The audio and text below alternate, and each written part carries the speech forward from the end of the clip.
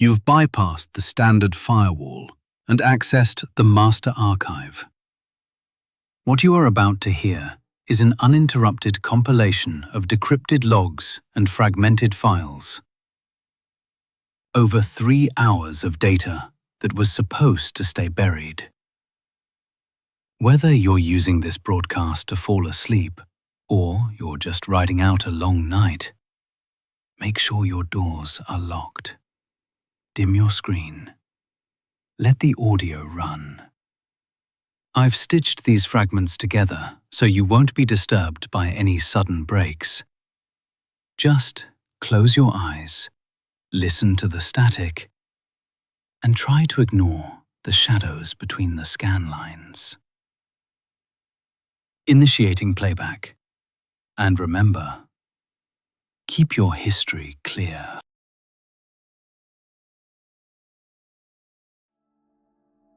The following account is the only surviving evidence supporting the existence of necrosleep.net. The blog data was downloaded by a concerned reader just before it vanished from the internet in 2014. The data was not recovered until 9 years had passed. These are the final days of Reed Murdoch, written in his own words. Hey guys, so I've decided to start a blog about my new life. Most of you reading this are probably my friends and acquaintances, but for the rest of you, I'll expose a little bit about myself. My name's Reed. I just moved out of my stupid parents' basement, thank God, and now I'm pursuing my own life where no one can push me around anymore. Technically, I'm the one who ditched the place, but they all but kicked me out beforehand. Nobody gives a damn about a crackhead like me, not even my parents. Not that I care. Anyways, I'm doing my own thing now. I had to give up a few luxuries. My mom's hellacious cooking, not worthy of being called a luxury. I'd much rather live off discount ramen noodles anyways. Sometimes I'll even have corn on the side when I'm feeling extra fancy. Speaking of fancy, I'll admit my apartment is anything but. It's the cheapest one I could find, in fact. I find the saying, "you get what you pay for," to be especially true when I'm trying to sleep to the lulling sound of what I can only guess is some old lady getting mugged in the dark alleyway next door. My ghetto sanctuary consists of one living room, a kitchenette, a bathroom, and a closet. The walls are practically made of cardboard, and the carpet is stained with God knows what, but it's good enough for me. Living with me is my poor excuse for a cat named Twig. She's one of those weird hairless breeds, and in turn, a real conversation piece. I'm often asked why the cat's turned inside out, or if she was the victim of some perverse taxidermy project gone wrong. As shoddy as my life seems, living on the cheap has its benefits. My cost of living is next to nothing, so I can make enough money to survive by doing odd jobs on the internet without ever leaving the house. I spend half of the month writing bogus reviews for products I've never used and filling out surveys on political issues I know nothing about, then spend the other half surfing the web and watching pirated reruns of The X-Files. I don't even have to pay for internet service, thanks to my neighbor's complete failure to secure their Wi-Fi hotspot. I bet their data overages are through the roof now. Oh well, not my problem. I'll be updating this blog every day or two if I'm up to anything interesting. Thanks for reading this boring crap. Hopefully my life will get a little more exciting in the days to come. Read. October 18th, 2014. I've decided to do something unusual. It's 3 a.m. and I intend to stay up all night, caffeinated beverages at my side. Why am I doing this, you ask? Because I'm permanently switching to a nocturnal sleep schedule. In other words, I'll be sleeping during the day instead of the night. I have a number of good reasons for doing this. There's less people out at night, so leaving the building won't be such a dreaded thing. Sunlight gives you cancer, right? Screw social norms. The internet speed seems to increase substantially after midnight. It's a free country. I don't even need reasons. Also, I ran into this cool forum called Nocturnal Underground. Naturally, it's full of sun-loathing recluses and cynical misanthropes like me. How perfect. I registered straight away and found the forum dwellers to be very welcoming. It's not the most famous of internet destinations, more of a tight-knit hole in the wall for a very obscure subculture.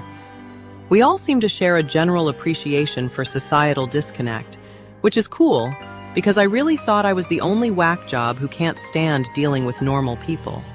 After all, it's these normal people who are telling me I don't have the right to smoke whatever substances I damn well please, as if it's their business. I'll let you all know how this whole nocturnal thing works for me. Peace out. October 21st, 2014. I'm adjusting very well to my new lifestyle. I can already tell this is the way I should have been living all along. The internet is a far more interesting place during the night. Everything has been fairly normal lately, except for one thing. Yesternight, I received a mysterious private message on Nocturnal Underground. Here it is, copied and pasted for your reading pleasure. To Readman07 from Revelation 666. Subject, necrosleep.net. Congratulations, Readman07. You've been invited to an invitation-only website that will change your life forever. Discover what society doesn't want you to know at necrosleep.net. Use your exclusive invitation code to enter, DCLXVI. Find out what you've been missing your entire life, necrosleep.net. Sounds like a total scam, but it piqued my interest. I couldn't resist going to the site just to see what the hell it was. So I went there and arrived at a completely empty black page. I noticed the text cursor blinking in the center, indicating that I could type. I presumed that this was where I was supposed to put in the invitation code, and I presumed correctly. When the home page loaded, I immediately noticed that all of the text was in Russian besides the title header, which simply said necrosleep.net in English. My web browser automatically detected that the site was Russian and offered to translate it for me, so of course I clicked yes. Now this site was clearly on the shady side.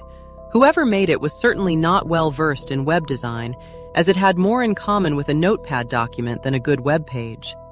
The background was black, the white text was written in the oh-so-generic Courier font, and under the title header was a row of red hyperlinks labeled as follows: Main, Purchase, Secret, and Credit.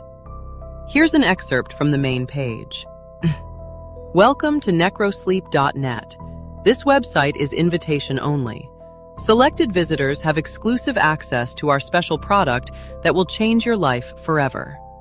Necrosleep is a product that safely negates the biological necessity of sleep, thanks to our miraculous secret formula.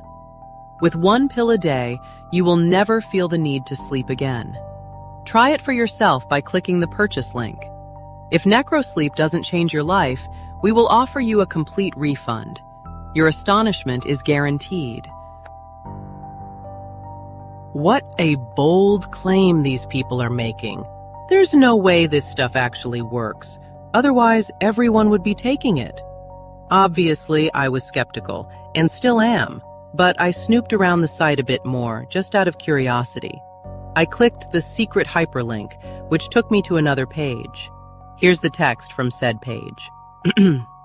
Necrosleep is comprised of special and rare ingredients, which we cannot disclose in order to ensure that our formula stays in private hands. In order to keep our product available, it can only be distributed through alternative means on an exclusive basis.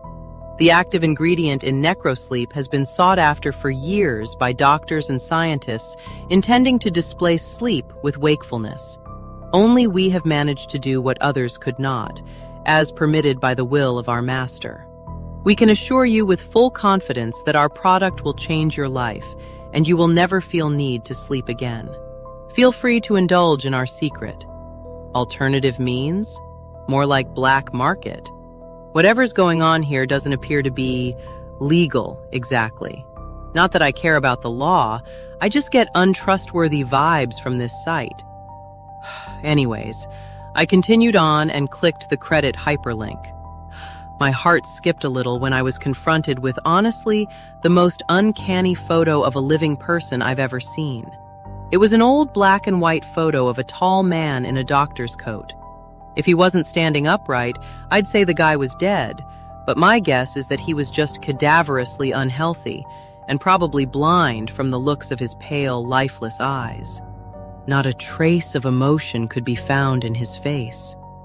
There was a small bit of text below the photo, which read as follows. Credit for the pioneering of necrosleep goes to the brilliant Dr. Hale A. Stan, proxy of our master and founder of the Ukrainian Institute of Occult Medicine. His work lives on. Proxy of our master? Occult medicine? Maybe I've watched too many horror movies, but this isn't your typical snake oil sales pitch. Maybe they're part of some deranged religious group or something. I admit I was slightly creeped out, but more fascinated. I clicked the purchase hyperlink out of mere curiosity once again. Turns out each pill costs some absurd amount of Russian currency, which I found was equal to about $130 per pill. Ridiculous. Not that I would buy them, even if I could. I immediately left the site. At this point, I'm guessing it's probably a lousy foreign credit card scam or some weird cult initiative. Either way, it made my day more interesting than it normally would have been. October 22nd, 2014. I posted a thread on Nocturnal Underground about the mystery user who sent me the strange PM. I found myself wanting to know more about this whole necrosleep.net thing. So, as a part of my investigation, I sought to find out who the user was. Here's a transcript of the forum thread. Hey guys, I hope I'm not disrupting the order of things by posting this in the trolling and harassment section. I didn't know where else to put it. I figured this incident of mine might qualify as a spam case if other people are getting the same advertisement message I am. Basically, the other day, I got a PM from a user I've never seen before called Revelation 666, and the message was an advertisement for some supplement. Has anyone seen this user on the forums before? I sure haven't. If you have any information, that'd be great. I don't recognize the username. He must be fairly new or just inactive. What were the exact contents of the message? We could probably get an admin to ban him for advertising. Here's a screen cap of the message. Strange. Did you actually go to the website? I hope not. It's probably infested with viruses. Lol. Just tried going there. It's just a black screen. The invite code didn't work either. It just gave me a pop-up box that said invalid IP. Of course I went there. I couldn't resist. Doesn't work for me either. Invalid IP. If it only works for Readman07, maybe it's bound to his IP somehow. Can you get some screenshots of the site? You've sparked my interest. Here you are. The page was initially in Russian, so I had my browser translate it. Looks shady as hell. Wow, don't even mess with it. You're asking for trouble just by clicking the link. You're probably being keylogged as we speak. Not to mention the product they're selling is probably laced with cyanide. If he's stupid enough to buy it, well, the gene pool is better off without him anyways. Never trust a Russian. I'm Russian, and I find that offensive. You just said you were Asian last week. Make up your mind. I leave this thread for 5 minutes and chaos ensues. Everybody calm down. Of course I'm not going to mess with it. These supposed miracle pills are $130 each anyways. Who do you think I am, Johnny Cash? Just because his name was Johnny Cash doesn't mean he was rich or had lots of cash or whatever. Of course he was rich, you dumb. He's Johnny Cash. Whose bright idea was it to equip this forum with a profanity filter anyways? It's stupid. Before this thread deteriorates any further, let me just say I've put tape over my webcam just in case something slipped past my antivirus, but it's probably just a credit card scam or something. I'll do some research on it tomorrow. The sun's been up for 3 hours and I'm running low on energy drinks. I'll contact one of the admins about this. Spam isn't tolerated here. I ought to see if they're willing to uninstall the profanity filter plugin as well. I got a message later on from HG Wishingwells, one of the admins, saying that the user Revelation 666 doesn't exist in the database, and that the only way I could have received the message is if the mail client was bypassed somehow. In other words, somebody hacked the system just to send me a spam message. What the hell? October 23rd, 2014. I finally got around to Googling necrosleep. The results were mostly irrelevant YouTube channels and defunct 1990s Screamo bands from the looks of it. But I noticed among the garbage results a link to a post on fastmd.com. The preview said, "Does anyone know if this necrosleep stuff actually work?" So I clicked on it, only to be directed to a page stating, "The post you're looking for has been deleted and no longer exists." I should have known. Nothing can ever be easy and predictable. I returned to the results and had to scan over several pages of them before finally running into an old gaming forum thread where the website necrosleep.net was mentioned. This time, the post hadn't been deleted. In the middle of a conversation about maximizing crop production in some medieval strategy game, one of the users claimed to have taken necrosleep in order to tend to his virtual farm 24 hours a day. Needless to say, the other forum patrons were highly skeptical. The guy posted a link to necrosleep.net in an attempt to back up his claim, ultimately failing to convince them because, you guessed it, the site was bound to his IP address. He also had the same invitation code as me, DCLXVI, leading me to believe that it's just a formality intended to make you feel special. But that doesn't explain why and how my IP, and apparently someone else's, got singled out.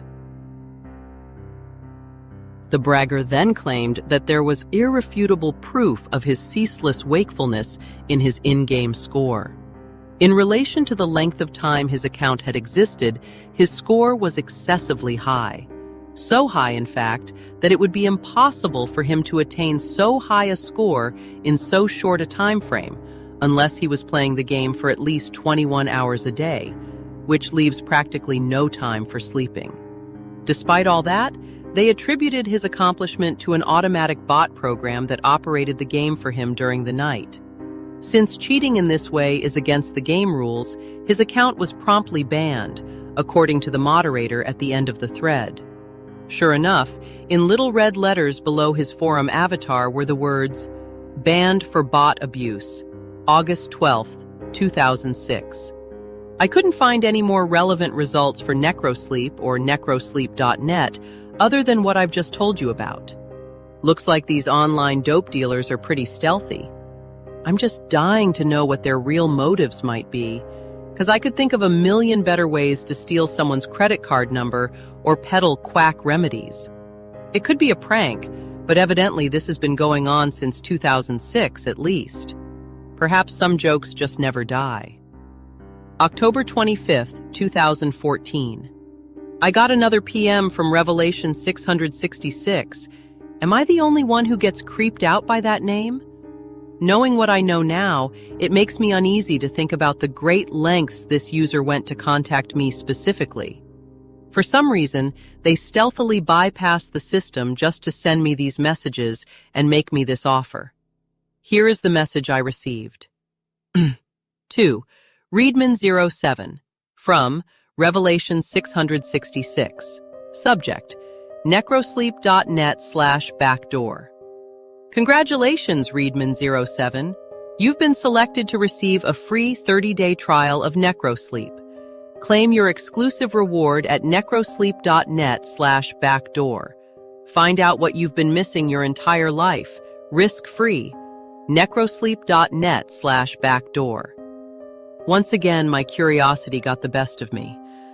Bracing myself for whatever scam was coming my way, I clicked the link.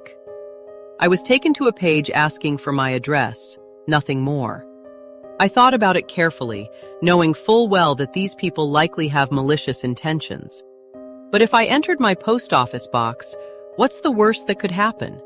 Them sending me some junk mail or faulty pills? The point is that I'll finally know what they want from me. I entered the address. October 28th, 2014. I decided to go back to the thread I posted on Nocturnal Underground and let people know what's up. Sure enough, their reactions were amusing. Well, guys, it happened again. Look at the attachment. Don't tell me you clicked on this one too. I did. Then it asked me for my address. But don't worry, I only entered my P.O. box. Are you out of your mind? I take it you couldn't persuade the admins to disable the profanity filter. No, Sherlock. Apparently they get a huge kick out of watching us quarrel over it. I wouldn't be surprised if H.G. Wishingwells sent me these weird messages just to stir up some controversy around here. Neither would I. The mystery has been solved. Everybody go home. In all seriousness, I had nothing to do with this. I swear on my great-grandmother's life. Swearing on the life of a dead person isn't exactly the most convincing way to plead. I think the joke's gone far enough. HG, did you do it or not? I really didn't do it. The admins and I were genuinely perplexed when we saw where the message came from. Or, should I say, where the message didn't come from. It was certainly not from any registered user on the inside. If they actually send you the pills, are you going to take them? You couldn't pay me $1 million to try that. I can personally guarantee you that stuff is too good to be true. Nothing can make you stay awake forever. I agree with Cosmic. Don't take this any further. Even if they do send me the pills and it's not just junk mail, I'm not going to take it unless I find some more information on it. Do you really think I'm that stupid? Chill out, guys. I probably won't update this thread anymore, so follow my blog if you want to know what's up with me. The link's on my profile. Well, we pretty much ruled out the possibility that it's a prank by the admins. I don't think H.G. Wishingwells would carry on a joke this long, nor would he lie so blatantly. And even if one of the other admins were to prank me, I can't imagine they would do it with some Russian supplement pitch. It's just all too strange. October 30th, 2014. Last night, I had a buddy of mine deliver the mail to my doorstep in exchange for some coding work on his Flash site. I'll do just about anything to avoid leaving the building, but that's not the point. The point is that I received an envelope with no return address, yet I immediately knew who it was from. It was old, very old, like it had been sitting in a dusty attic for decades. I opened the stained envelope only to find a smaller manila envelope inside, also rather old-looking. Inscribed on the small envelope was the word necrosleep and a word of advice on storing the packet in a cool, dark place for maximum potency. The words appeared to have been stamped onto the envelope rather than printed. I opened the small envelope, and sure enough, there were 30 black pills inside, more crude than what you might get from your local pharmacy. Now, before you all start freaking out, I'm not going to take these. At least not until I can dig up some more reliable information on them. Now, I know that these Russian dope dealers weren't just trying to send me junk mail. The question is, why would they send me the pills if they don't actually work? Surely they must want my money, which they wouldn't get after a failed 30-day trial. What if they're trying to kill me? I never did have a good feeling about any of this, but the curiosity is killing me. October 31st, 2014. It just occurred to me that I completely overlooked something. I never researched Dr. Hale A. Stan, the guy who apparently had something to do with necrosleep. So I did a quick Google search and found, much to my surprise, that he had his own article on Wikipedia. The article states that Dr. Stan was a Ukrainian scientist and physician. He claimed to have been directly involved in the experiments portrayed in a 1940 motion picture, which documented Soviet research into the resuscitation of clinically dead organisms. Here's an excerpt from the article. The motion picture Experiments in the Revival of Organisms depicts various disturbing medical experiments conducted on canines, one of which involves keeping a dog's decapitated head alive with a primitive autojector machine that supplied it with oxygenated blood. The operations in the film were credited to Dr. Sergei Brukhonenko. However, Dr. Hale A. Stan incessantly claimed to be the one who really conducted the experiments and invented the autojector, and that they only credited Brukhonenko because Stan was sentenced to life in prison for illegally conducting gruesome experiments on humans. He believed that because he had consent from his test subjects, albeit through bribery, he had not committed an immoral crime. The Lenin Prize was awarded to Brukhonenko for the autojector, while Stan remained in permanent imprisonment. It wasn't until they discovered the lost footage of his morbid human experiments that they had him executed by lethal injection. His last words, spoken in an unidentified language, died with him. Dr. Hale A. Stan was rumored to have pioneered a variety of cures for major conditions such as narcolepsy and epilepsy. However, the results were not published in a scientific manner, and therefore the majority of his alleged accomplishments were unverifiable, as well as seemingly occult in nature. The number of people he apparently cured of various incurable afflictions between 1930 and 1940 was in the thousands. Attempts to replicate his documented remedies ultimately failed, leading most to believe he was practicing pseudoscience. It is believed by some that Dr. Hale A. Stan has a following to this day, and that his miracle cures are still being practiced and peddled from Russia and Ukraine. Some claim to have received mysterious emails and offers pertaining to Dr. Hale A. Stan's work. All investigations revealed no evidence to support these claims. I'll admit, some of this stuff unnerves me. Morbid human experiments aren't exactly pleasant things to think about. But it seems to me this guy was just doing what was necessary to advance his research. Maybe he really was onto something. Maybe his cures couldn't be replicated because they were so advanced. I don't really know. All I know is that I received one of these mysterious offers that supposedly don't exist beyond hearsay. Maybe there's something to this. Maybe I really was selected to receive a gift too great for the masses. Maybe they were dead serious when they said this would change my life. November 1st, 2014. I'm holding the pill in my hand, ready to take it at a moment's notice. I've been thinking hard about this.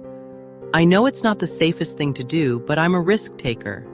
If this turns out badly, I don't have much to live for anyways. Life is nothing without danger, and I want to know the motives of these people more than anything. I need to know what they want from me. I need to know what I'm missing. There's only one way to find out. November 3rd, 2014. I can't believe it. It's actually working. I haven't slept in 3 days, and I don't even feel remotely tired. Holy hell! I've never felt so focused and stimulated in my life. I don't know what's in this stuff, but it works. I don't know how long it's going to work exactly, so I'm not getting my hopes up. But the claim is that I'll never need to sleep again. Ever. So far, so good. November 4th, 2014. Still works like a charm after 4 days. But lately, the light has been really bothering me, so I duct taped a piece of cardboard over the window. I never liked that window anyways. At night, I get this feeling that I'm being watched from outside, and it's been making me anxious more than usual. It's easy to think you're seeing something uncanny out the window until you realize it's just your own reflection distorted by the cheap glass pane. Anyways, that issue has been resolved. I also found something interesting when I was taking my nightly pill. Until recently, I failed to notice a symbol stamped on the inside of the small manila envelope. Yes, The inside. I know I've seen the symbol before, but I can't remember where exactly. It's a downward pointing pentagram with what I think is a goat's head inscribed within it. Maybe they just reused an old envelope and turned it inside out or something. November 5th, 2014.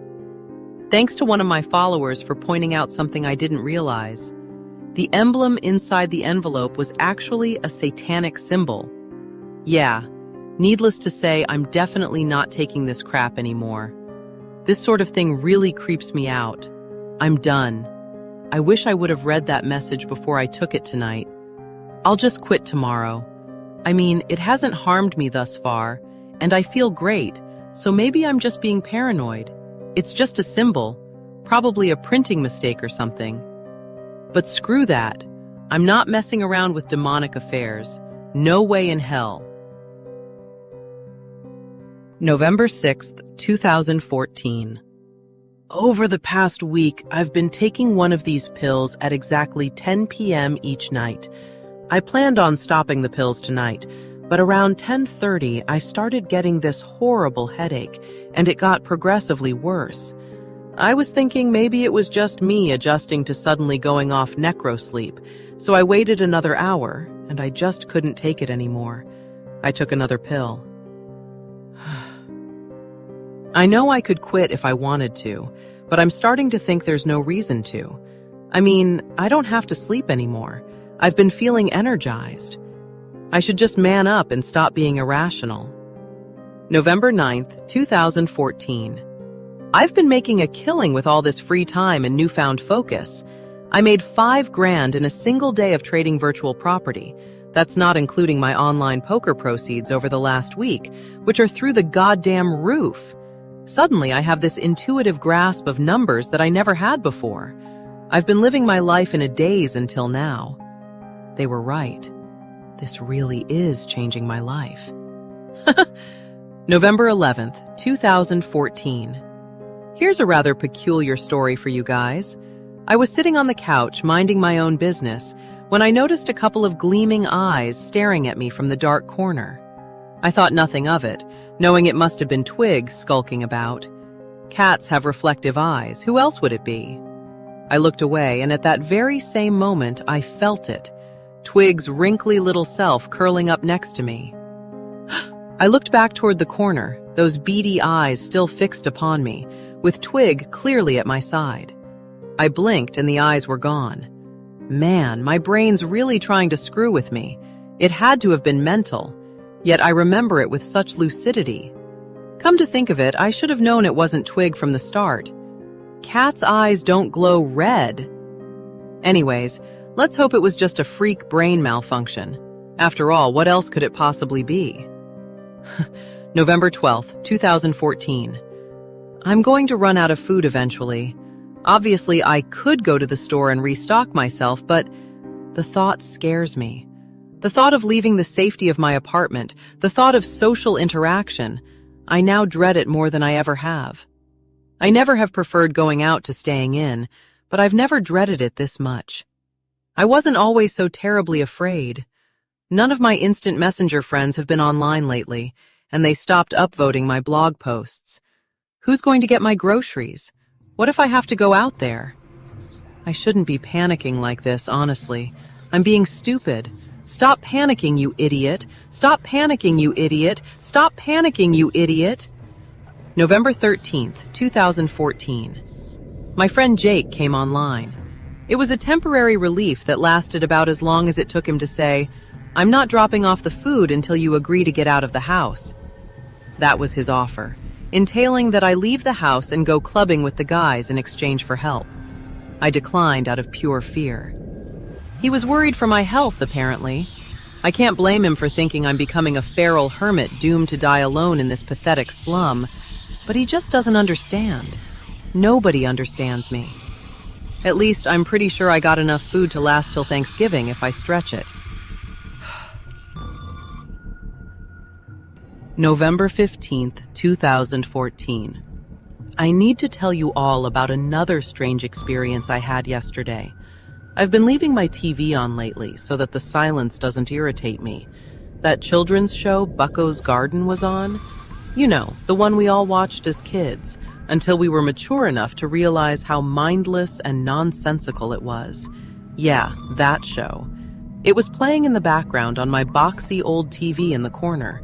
Eventually, it distracted me, and I found myself zoning out into it for lack of better things to do. It must have been a Thanksgiving episode, considering Bucko, a guy dressed like a deer with a human face, was in the kitchen preparing sweet potatoes and cranberries. This is about as intelligible as the show gets. Things got a bit weird when he decided to let the anthropomorphic cranberries go into his garden at the last minute, as if they were captive insects. The sweet potatoes weren't so lucky. Bucko sent his bird friends to retrieve a pumpkin pie from the pie tree, and his squirrel friends to collect gravy from the gravy cow, who coincidentally regurgitates mashed potatoes to boot. I told you this show was weird, but that's not even the start. I didn't realize something was off until Bucko pulled out a knife, a full-fledged razor-sharp knife that you wouldn't expect to see in such a benign show. With his other hand, he opened the oven and pulled it out. Not a ham, not a turkey, a roasted human fetus. Mother of God. I couldn't even believe what I was seeing. How on earth could this be allowed on television? Were my eyes deceiving me? I don't know, but I turned it off as soon as he started cutting into it. The gore was too much, even for me. I'm still having a hard time believing what my own eyes clearly saw. I couldn't have been dreaming. I haven't had so much as a nap in 15 days. I don't even know. Maybe something's wrong with me. I've been forgetting my PC login password, even after I changed it to something else and wrote it down. I forgot where I wrote it down. Where I wrote it, forgot it down. I can't even think properly right now. November 18th, 2014. I'm not going to lie, I'm scared out of my mind right now. I walked into the bathroom, planning to take my first shower in weeks. I never imagined I'd open the door and see anything more than my own reflection in the mirror.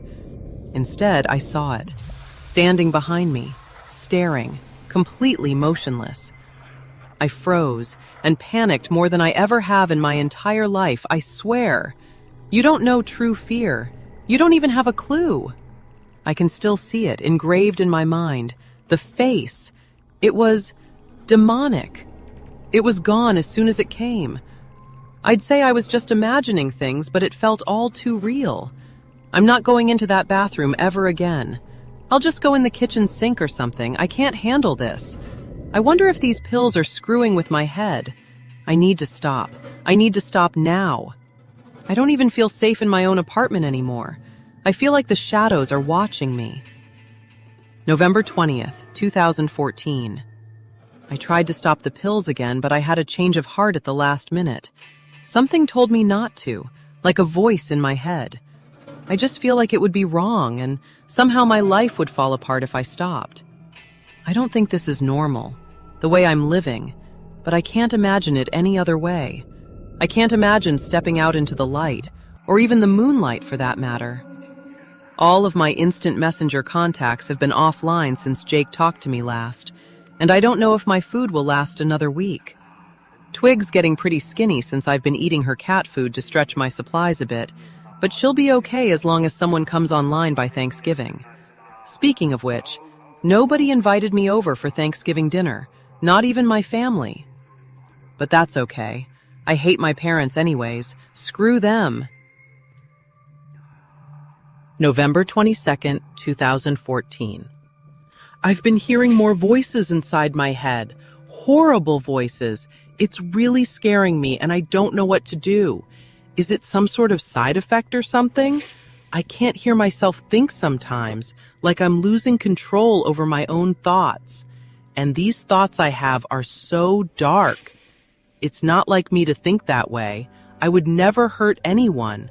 I'm not like that. I tried going to necrosleep.net again just to see if there's something I missed about side effects, and it said the domain is no longer in use. The site was shut down. I don't know what to do anymore. I'm terrified of myself. November 24th, 2014. Knock, knock.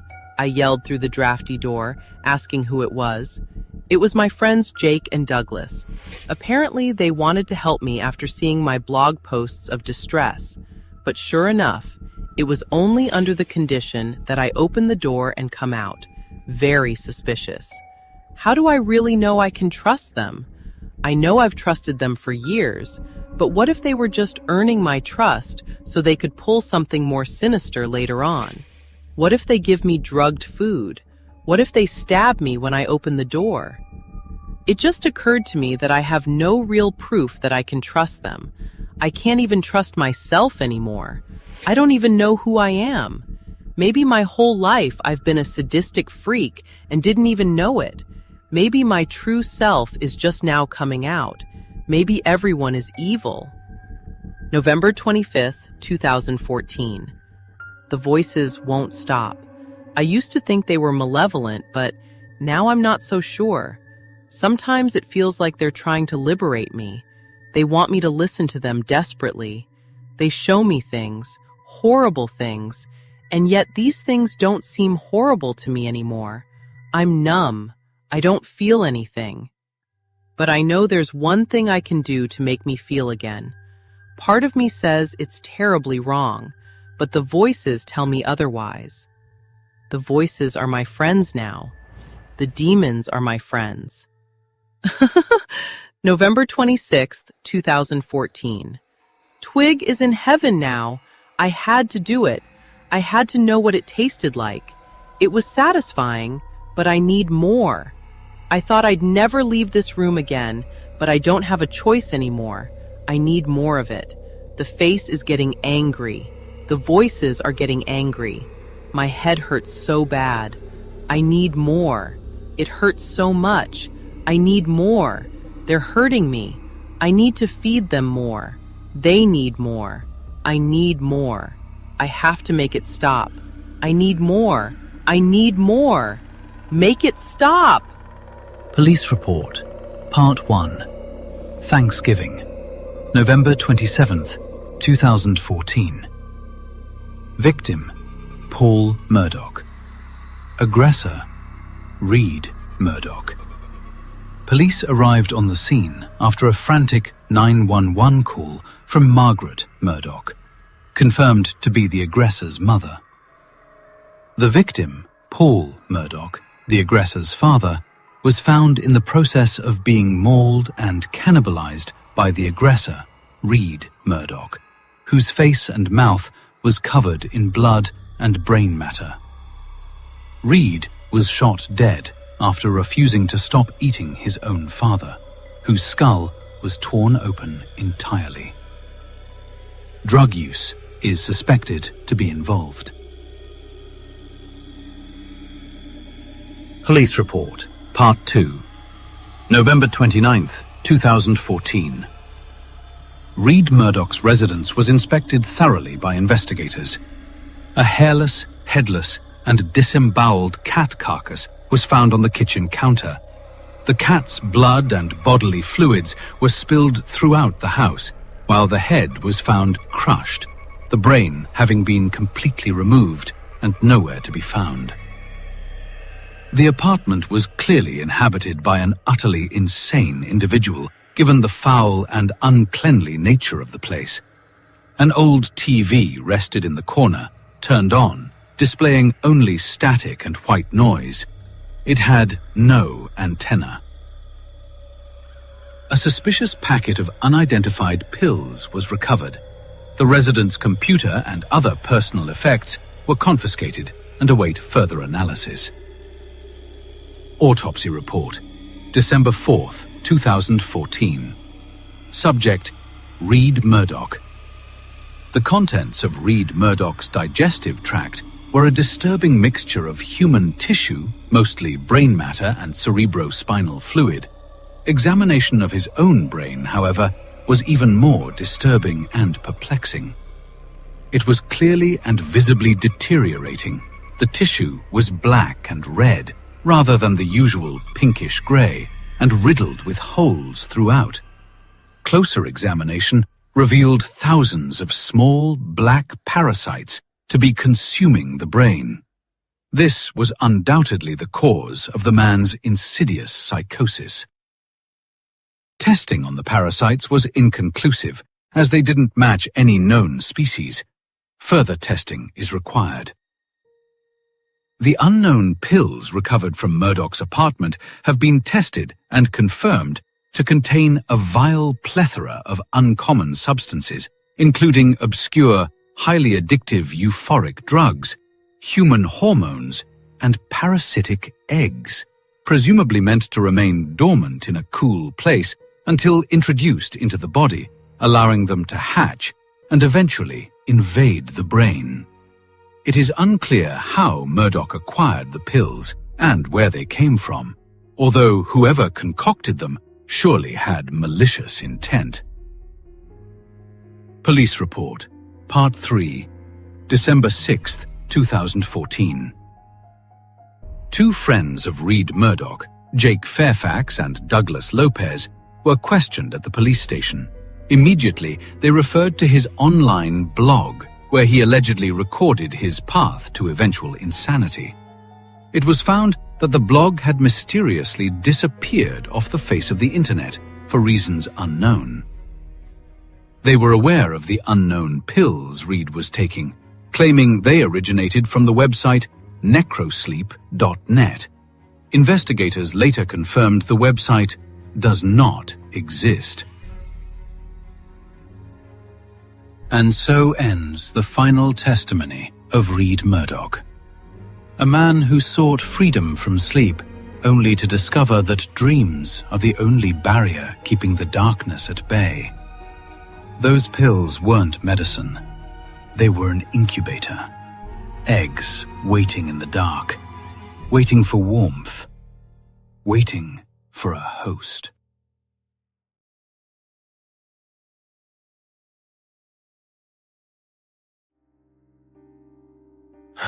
The wind blows in gusts as the rain starts to pick up.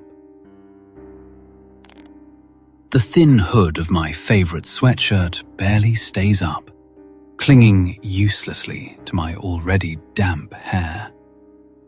I clutch the crinkly plastic bags tighter, hoping they'll do a better job at keeping my groceries dry. Maybe groceries is a generous term.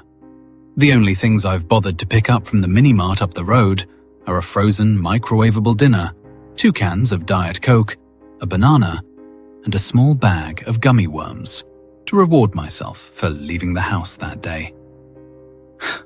And in spite of the rain, too. I'll do some proper grocery shopping after work on Sunday. I promise myself. Today, I just need enough sustenance to last until tomorrow. And enough fresh air to not go stir-crazy. I'm staring at the sidewalk, my field of vision narrow from the black hood pulled tightly around my face in a vain effort to keep the rain at bay. It's a risky move, blocking out my surroundings like this, but I'm feeling surprisingly confident. After all, I know I've been productive today. My laundry is done, folded, and put away. The bathroom, which I've been putting off cleaning for ages, is scrubbed down. Tonight, I'll let the last traces of bleach-smelling cleaner fade away while I run a hot bath. Or a shower. Maybe a shower would be better. I even had a nice, long chat on the phone earlier with this girl I've been seeing. Marnie. She's short in stature, but dynamic. More outgoing than I could ever be. Yet, for some reason, she asked me out when we met online a few weeks ago. It's hard to believe it's only been a few weeks, because the way we've connected is, well, as cliché as it sounds, I feel like I've known her forever. Of course, it's hard to imagine that she possibly feels the same way, but still. I let my thoughts wander off, daydreaming about the lunch date we've planned for this weekend, when I see it. A long, skinny, black shadow just out of the corner of my eye. I glance over just as it fades out of sight, merging with the trunk of a tree. But I know I saw it. Fantastic. I shouldn't be surprised, of course. In fact, I should be grateful that they've left me alone for this long. Even if they've been following me the way they have for as long as I can remember, I've managed to keep them out of sight. Have I slipped up somehow today? I must have. I knew I should have left the house earlier, or gotten more work done. I managed to shake the sighting off as my street comes into view. The rain is pelting down now, but there's no point in rushing inside. I'm already soaked through my jacket. Oh well, a quick summer shower never hurt anybody. Once that thought goes through my head, I'm distracted once more by thinking about how many songs there are about rain. I try to occupy myself for the remaining few minutes of the journey home by listing as many as I can think of. Then get sidetracked by comparing the number of rain songs to sunshine songs. Then wondering why it seems to be everyone's instinct to write about weather. Or at least nature. In fact, I can remember a few of my own earliest attempts at writing poetry, and plenty of those were centered around rain. And cold. And wilted flowers, melted snow, pitch black skies. Typical moody adolescent drivel, right? I shake my head in mild disgust at the memory. And then, just as my apartment comes into view, I catch a glimpse of another shadow. Thing. This time, it's small. Like a bug. And it darts right in front of me boldly, obviously not caring if I see it. I stop in my tracks, ignoring the rain streaming under my hood and down my bare neck. I stare at the spot where I could have sworn the thing was. But once I focus my eyes, I can see that it's just a piece of dark brown glass, probably broken off from a discarded beer bottle. It looks fairly new, sharp and clean. My gaze lingers on it for maybe a second too long before I grip the plastic bags tightly and walk briskly away, focusing on my apartment building. Once I'm inside, I realize just how rain-soaked I really am. My clothes will probably start to smell musty if I don't hang them up to dry right now. I leave my wet shoes by the front door, resigning to pick them up later. The frozen dinner gets stuck into the freezer, and I don't bother with the rest of the bag. It sits on the counter, the sad contents inside, a direct contrast to the bright yellow bowl of fresh produce my roommate always manages to keep full. Whenever I buy produce, half of it seems to get shoved to the back of the fridge and forgotten about until a month later. Thinking about this kind of thing for too long always bothers me. So I make a beeline for my bedroom before either of my roommates decide to show up in the common area. Suddenly, I've lost any pride I had in myself for being semi-productive earlier. I'm not in the mood for conversation anymore. I pretend not to notice the shadowy hand that closes my door at the same moment I do. After a second of contemplation, I lock it behind me. I enter the bathroom, shed my still dripping clothes, and turn the shower on full blast. Once I get a glimpse of myself in the mirror, I wish the steam would hurry up and fog up my reflection.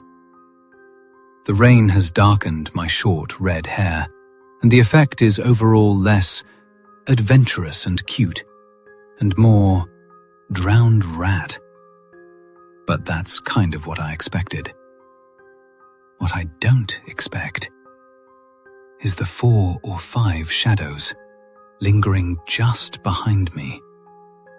They're the particularly ugly kind, almost bruise-colored and pulsing with anticipation, lying in wait.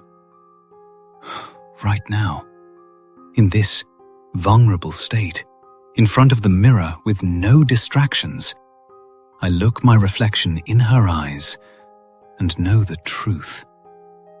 Of course they never left. I know they never do. They've become very good at hiding lately, and I guess I've been foolish enough to believe that that means they won't come back. No matter how often I tell people about them, no matter what I eat, or how much I sleep, or how well I do at work, I know, deep down, that they're watching me.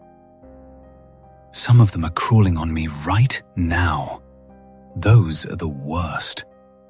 The others I can ignore most of the time, but these are so relentless that I can physically feel them sometimes.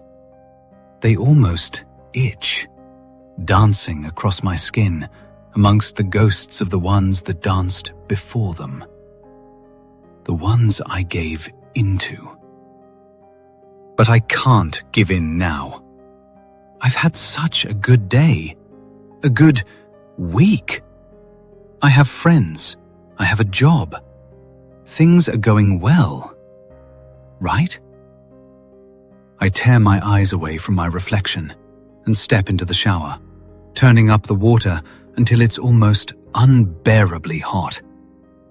That helps a little bit, and I breathe a sigh of relief as I'm distracted from the shadows for a blessed moment. I wash my hair, my face, my body, and try to sing some of the songs about sunshine that I was thinking of earlier. Anything to distract me from the shadow in the corner, next to the shampoo bottle. I close my eyes and belt out the lyrics at the top of my lungs. I don't even care if my roommates overhear me. I find I'm shaking a little bit, despite the scalding heat of the water. Maybe I should call someone, I think to myself once I'm dried off and sitting on my bed in a clean t-shirt and shorts.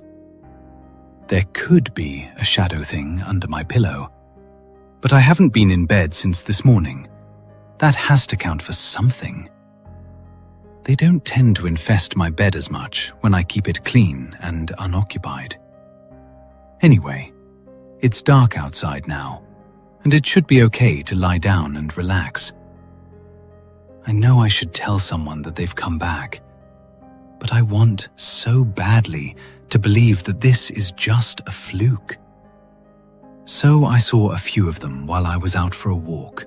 So what? That doesn't have to mean anything. I know I'm lying to myself. After all, I can hear them whispering, and they whisper the sort of truths that other people are afraid to tell me. That's the problem with them. They're painful and they're ugly, but they're honest. I know that the only way to get rid of them is to listen to them. And they don't ask for much. The first thing they usually want is sleep. One night, they'll give me an overindulgence. The next, they'll steal it from me completely. Next, they ask for food. They love to eat, and never anything that's particularly good for me.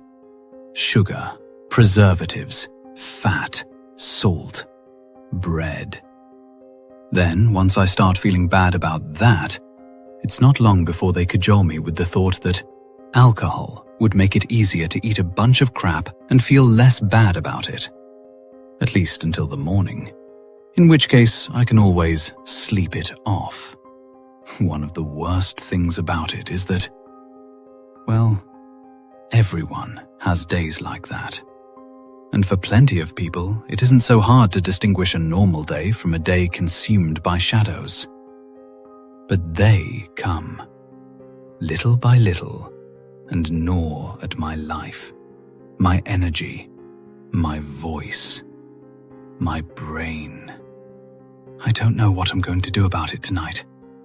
I don't know whether I'm going to listen to them or not.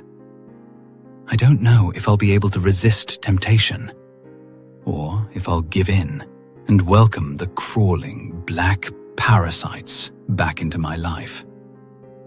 Either way, they tell me. The outcome is ultimately the same.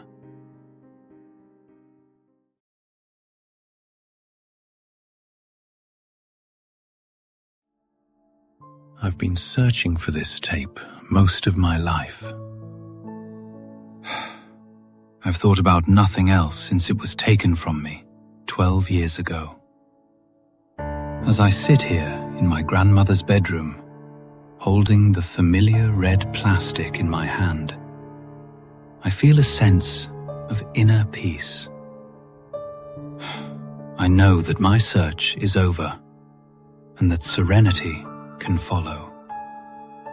Mr. Harzows Corner was a show that I watched religiously from the ages of 4 to 6. It wasn't some mysterious TV show that I saw on basic cable, and it wasn't some scrambled signal I got from a weird public access network. It was actually something that I found at a church rummage sale. The box of VHS tapes had been sitting on the little card table with the words "5 for $1" scrolled across it in permanent marker. I had leafed through it and seen the usual church swap meet stuff. Winnie the Pooh, VeggieTales, all the old Disney movies with cracked plastic windows and dirty fingerprints on the names. But nothing really stood out. I had selected a few Winnie the Pooh episodes when I found the dirty plastic cassette at the bottom. It had a lurid red body, a color similar to old lipstick, and a handwritten name on the front. The black magic marker name read Mr. Harzows Corner, and it immediately caught my eye for some reason. Now, I had grown up in the age of strange cassette tapes. Nickelodeon put out the chunky orange cassette tapes that often had episodes of Rugrats or Wild Thornberrys, and some of the VeggieTales cassettes were even different colors, depending on whether they were a holiday special or not. This one, however, seemed odd right off the bat. The plastic just felt thick in my fingers, and I remember both wanting to put it down and never put it down again. Finally, after about 10 minutes of just looking at it, I put it back, almost grudgingly. I grabbed 2 cassettes featuring episodes of Barbie's Dreamhouse, a Nickelodeon cassette featuring the Rugrats, and 2 with handwritten names saying they were old Winnie the Pooh episodes. I brought them to my mum, and after looking over them, she nodded and gave me $1. I had taken them to Miss Walborski, the cheery old lady who often organized these rummage sales, and she put them in a plastic grocery bag and smiled at me as I walked off to rejoin my mum. It wasn't until I got home that I realized there was a 6th tape in the bag. I had just turned on the VCR TV combo in my room when I realized there was an unfamiliar, yet very familiar, red cassette tape at the bottom of the bag that had not been there when I checked out. I picked it up and saw Mr. Harzows Corner was written on the front in a thick, blocky script. I thought it was weird that I didn't remember picking it up again, but instead of putting it back, I put it into the VCR. I watched as the static began to clear on the screen and some soft music began to play, almost like elevator music. I had intended to watch some of the Winnie the Pooh episodes, but the bag of tapes would sit forgotten for quite some time. Mr. Harzows Corner would be the only thing I really cared about for the foreseeable future. The show appeared to be nothing special. It was clearly a Mr. Rogers knockoff, but the Mr. Harzows character was strange, yet endearing. He looked normal enough, a slight blonde guy, taller than your average kids' TV host, with a corduroy jacket and a pair of battered jeans that covered the tops of his Reebok sneakers. The camera showed him coming into a normal living room, again very reminiscent of Mr. Rogers, and then greeting everyone with his big smile and waving hand. Good afternoon, boys and girls, and a very special afternoon to children of all ages. Welcome to Mr. Harzows Corner. know that I am glad to see you, and that I am always here, just for you. As it went on, Mr. Harzows Corner turned out to be nothing like Mr. Rogers' neighborhood. Mr. Rogers often taught children life lessons about accepting people and being a friend, and lessons about how the world worked. Mr. Harzows Corner was more like having your own personal therapist inside of your TV. Mr. Harzow taught no life lessons. He went on no adventures into make-believe. He just sat in his big, easy chair with a cup of tea at his elbow and listened. The first time I watched the tape, I was a little bit confused. After his greeting, Mr. Harzow just leaned back and looked at me, smiling strangely. His smile was warm, inviting even, but he seemed to be waiting for someone on the other end of the camera to begin talking. He just sat there, staring at me, and I became a little creeped out. Even at 4, I knew it was a little bit unusual for adults to just sit there and stare at you. I remember reaching out to hit stop on the tape when, suddenly, Mr. Harzow cocked his head and seemed to speak directly to me. Leaving so soon? I understand. Well, I'm glad you came to see me today, and I hope you'll come again very soon. My finger stopped over the button. Was he talking to me? It seemed like he had been, but this was just the VHS tape. This was an age before interactive shows, and the idea that the VHS tape could talk to you was a little eerie, but also a little bit interesting. When he had spoken directly to me, I had remembered feeling a little sad that I was leaving already. He seemed to understand, but maybe he was a little sad to see me go as well. I recoiled my hand, and that too big grin spread across his face again. Change your mind? I'm so glad. So why don't you tell me about your day? I'm sure I'd love to hear all about it. I sat for a moment longer, thinking about what to do. Finally, I told the smiling stranger on the tape about my day. I told him about how my mother and I had gone to the rummage sale. I told him about finding his videocassette and putting it back. I told him about bringing the other tapes home and about discovering that his cassette tape was in with the ones I had bought. I told him I hoped I wouldn't get in trouble for having 6 instead of 5 cassette tapes, because my mother would think I stole it and she would be mad. Through it all, Mr. Harzow just sat and nodded, smiling his smile and listening, as if what I had to say was the most interesting thing in the world. Even at 4, I began to think that this was just someone pretending to listen. I remember thinking back to shows like Dora the Explorer, where Dora would ask questions and then pretend to listen to your answer. No matter what you told her to do, whether to go towards the next place or just sit in the grass and look at the clouds, she always came up with the right answer and went off to do what she was supposed to do. I assumed that Mr. Harzow would do much the same. He would interrupt me any minute now, just like Dora did if you spoke for too long, and start on some pre-scripted bit of dialogue. But he didn't. He sat and listened politely until I was done speaking. Then he nodded and answered me as if we were 2 people having a normal conversation. It sounds as though it's been an exciting day for you.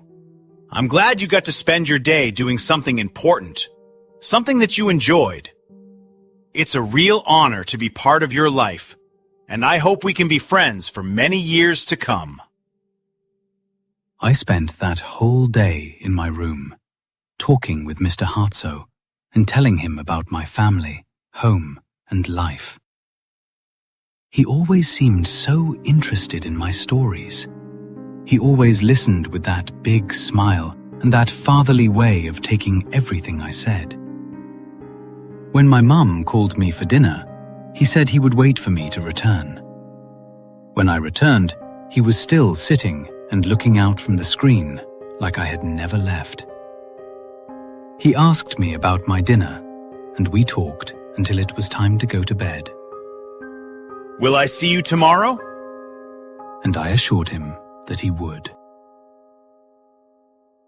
I nearly left the TV on and just went to bed, but something told me that might be a bad idea. Not because the tape was cursed or haunted or something, but because my mum might come in and find it on.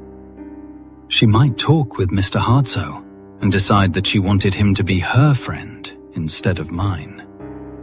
The thought of losing Mr. Harzow, even after such a short time, made me feel furious. And I turned off the tape and went grudgingly to bed. I spent the next 5 months with my nose pressed against the TV screen and Mr. Harzow listening to all my problems and woes. When my mum grounded me after the dog knocked a lamp over, he listened and consoled me. When my dad accidentally bumped me and I fell down the last 3 stairs, he was the one who told me it would all be okay. For every childhood problem and every unforeseen event, Mr. Harzow was there. It wasn't just that he listened. It wasn't even his advice that made me love him so. When Mr. Harzow talks to you, you feel like the most important person in the world. His attention was the most important thing you could ever have, and my 4-year-old brain drank that attention in. I became hesitant to leave the house, making up excuses why Mum shouldn't go places since I couldn't come with her. I wanted to spend every waking moment with my new friend, but something on the horizon would leave me even less time with my dear Mr. Harzow. When I started kindergarten, he told me how it would be new and exciting, and how he wanted to hear all about it when I got home. I attended kindergarten for about a week, coming straight home to lay on the floor of my room and talk with my new friend. When Mum got a new job. She had landed a job as a tech support supervisor for a new company, which meant she couldn't take me after school anymore. Dad worked in a prison, so he was nearly always at work too. It looked like I might have to go into after-school care. I was understandably upset about this, because it would limit the already slim time I had to chat with Mr. Harzow. Fortunately, there was an alternative. My grandmother agreed to take me after school. My grandmother lived alone, my grandfather having died before I was born, and I think she was excited about watching me. Grandma had been very sad since my grandfather's passing, and it had turned her into a quiet shell of her former self. My mum always talked about what an outspoken and vivacious woman my grandmother had been when she was younger, and now, it seemed, I might get to meet this new grandma. As bad as it sounds, I really wasn't that interested in any of this, though. I simply wanted a place with a VHS player so I could watch my tape. At first, that was all we did, too. Grandma would pick me up from school, asking how my day had been and asking what I might like to do once we got home. And I would always tell her I wanted to watch my tapes in the den. She would offer to bake cookies with me or maybe take me to the park, but I was fully invested in the silky voice of Mr. Harzow. I would come in and lay my book bag down and go sit in the den for hours as I talked quietly to my good friend about everything and anything. He smiled when I told him about Grandma and said it was nice that I was keeping her company. Grandmothers are such a valuable source of knowledge, and the fact that you have such a good relationship with yours is truly special. I agreed, but I was still very guarded about the tape. I would often turn it off when Grandma brought me snacks or asked if I was interested in going outside. I didn't want her to see Mr. Harzow, and I think I was still afraid that she would take him away from me if she saw him. She would want him to be her friend, and then I would be unable to see him since he would want to spend all his time with her. Mr. Harzow never said as much. All of his advice was placidly given through the TV after he had sat and listened to me. Still, I knew that if I coveted this tape, others might as well. Over time, Grandma did manage to coax me out of the den. I was 5 after all, and the smell of cookies or the promise of ice cream has a talismanic effect all its own. Mr. Harzow became an after-dinner friend, a rainy day friend, but I still found myself wanting to spend as much time with him as I could. No matter what I was doing, playing on the swings, sitting in class, making cookies with Grandma, or even sleeping in my bed, it seemed that I was thinking about Mr. Harzow. I would find myself hungry for any time I could get with him, and there were nights that I quietly whispered to him from the floor of my room as my parents slept not too far away. It didn't come to a head until I got careless at Grandma's house one day. It had been the best day my 6-year-old brain could remember. Grandma had taken me to a local carnival, more of a street fair than a regular fair, and I had done it all. I had ridden ponies. I had eaten so much that I thought I might bust. I had seen clowns and jugglers and listened to the bands, and for a moment I had even stopped feeling the tug of Mr. Harzow. We came home and ate dinner, and Grandma asked me if I wanted some TV time before my mum came to pick me up. I said I did, and I rushed off to tell Mr. Harzow about all the exciting things I had seen and done. He laughed and told me how much fun that sounded, and how happy he was I'd had such a wonderful day. I remember yawning as his pleasant voice drifted over me, and when I felt my face drifting towards the carpet, I didn't even think I was aware that I was going to sleep. When I woke up in my bed the following day, I was confused. When I couldn't find my videotape in my bag before school, I was frantic. I thought about it the whole way to school and decided that I must have left it at Grandma's house. I had fallen asleep in front of the little TV in her guest room, so the tape must still be there. I figured it wouldn't be a problem. Grandma would pick me up after school anyway, so I could just get it when I got there. When my mum picked me up from school instead, I was a little bit confused. Sorry, sweetie, but your grandma is sick, so she can't pick you up today. Mum had taken off work for the afternoon to pick me up, and I spent that afternoon walking around the house like a junkie. I hadn't been without my tape for the last few years, so being without it now was like torture. I tried to go out and play, but I just couldn't get interested in any of the games. I tried to watch TV, but none of my old favorites seemed to hold my attention. I just walked around aimlessly, wanting to talk to Mr. Harzow. I'd had a pretty good day that day. He would want to hear about it. He would want to hear about how my team had won a dodgeball, about how my sculpture had been praised by the teacher in art class, and about how I'd made a new friend. Not being able to tell him was torture, but I knew that I had to stay strong. Grandma would be better by tomorrow. I just knew it. It turned out, Grandma was sick that whole week. By the end of that week, I was becoming a mess. My parents just saw it as me being a hyperactive kid, but I felt like I was actually going through withdrawals. Sometimes I would just lie on my floor, knees tucked to my chest, and hyperventilate. I remember vividly the feeling of my breath as it rushed out and rasped wetly against my skin. I remember feeling like I might vomit, but being unable to bring anything up. I remember my dad finally taking me and putting me in my room one Saturday because I had done nothing for 3 hours but stare at the ceiling and shudder. This will sound dramatic to you as you sit in your nice, warm house. You'll think I was just overreacting or being a spoiled child who couldn't get their way. Some of you, though, the ones who have loved something self-destructive and lived through it, may understand what it was like. After a week, I asked my mum if we could go visit Grandma. I told my mum I was worried about her and wanted to see her. We were driving back from school.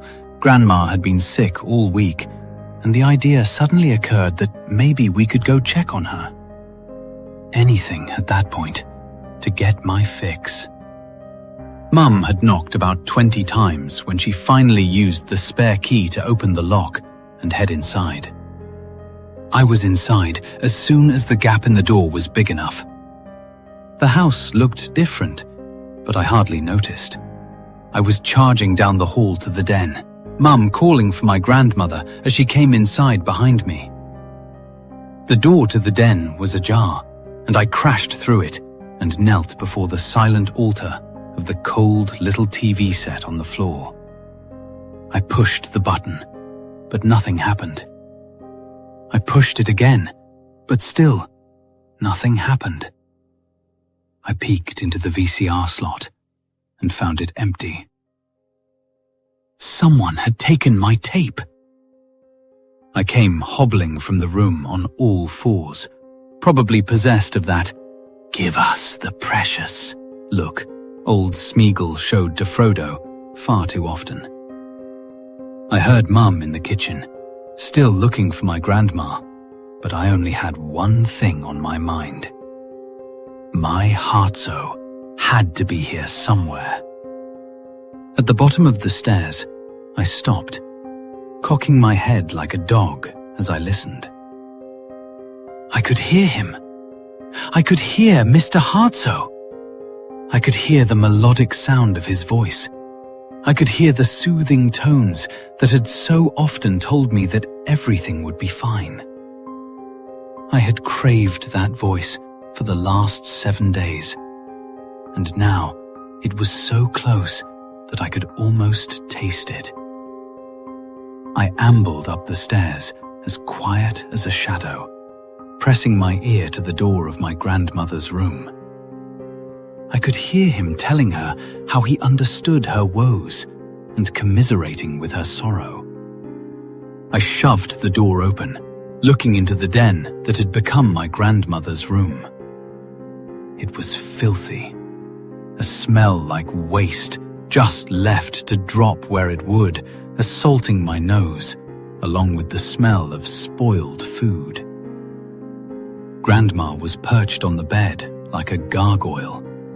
Her eyes were glued to the little TV on the nightstand by her bed, the glow from it illuminating her face like a death mask.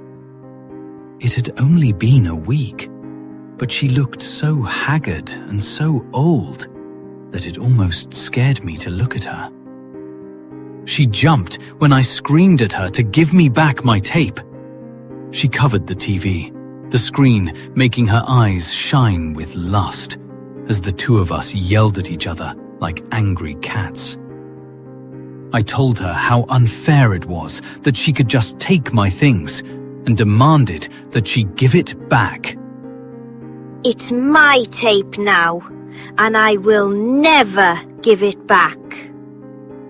In the background, I could also hear the consoling voice of Mr. Harzow as he told us both to find a compromise and that fighting was never the answer. I could hear Mum downstairs. Her feet pounded up the hardwood. The sound of us fighting had galvanized her. Mum walked in just as Grandma dealt me a vicious slap across my cheek. rocking my head to the side and sending me sprawling to the floor.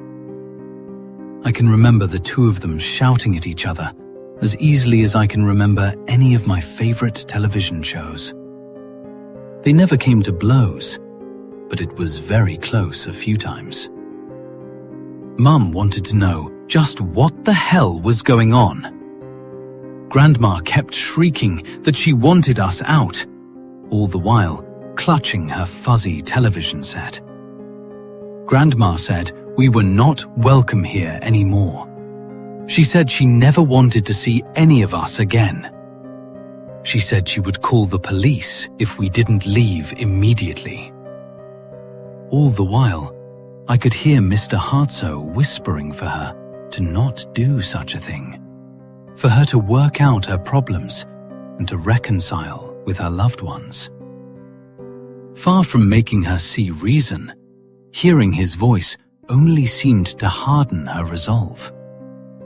Hearing his voice only made me want to bask in the glow of that murky television set all the more.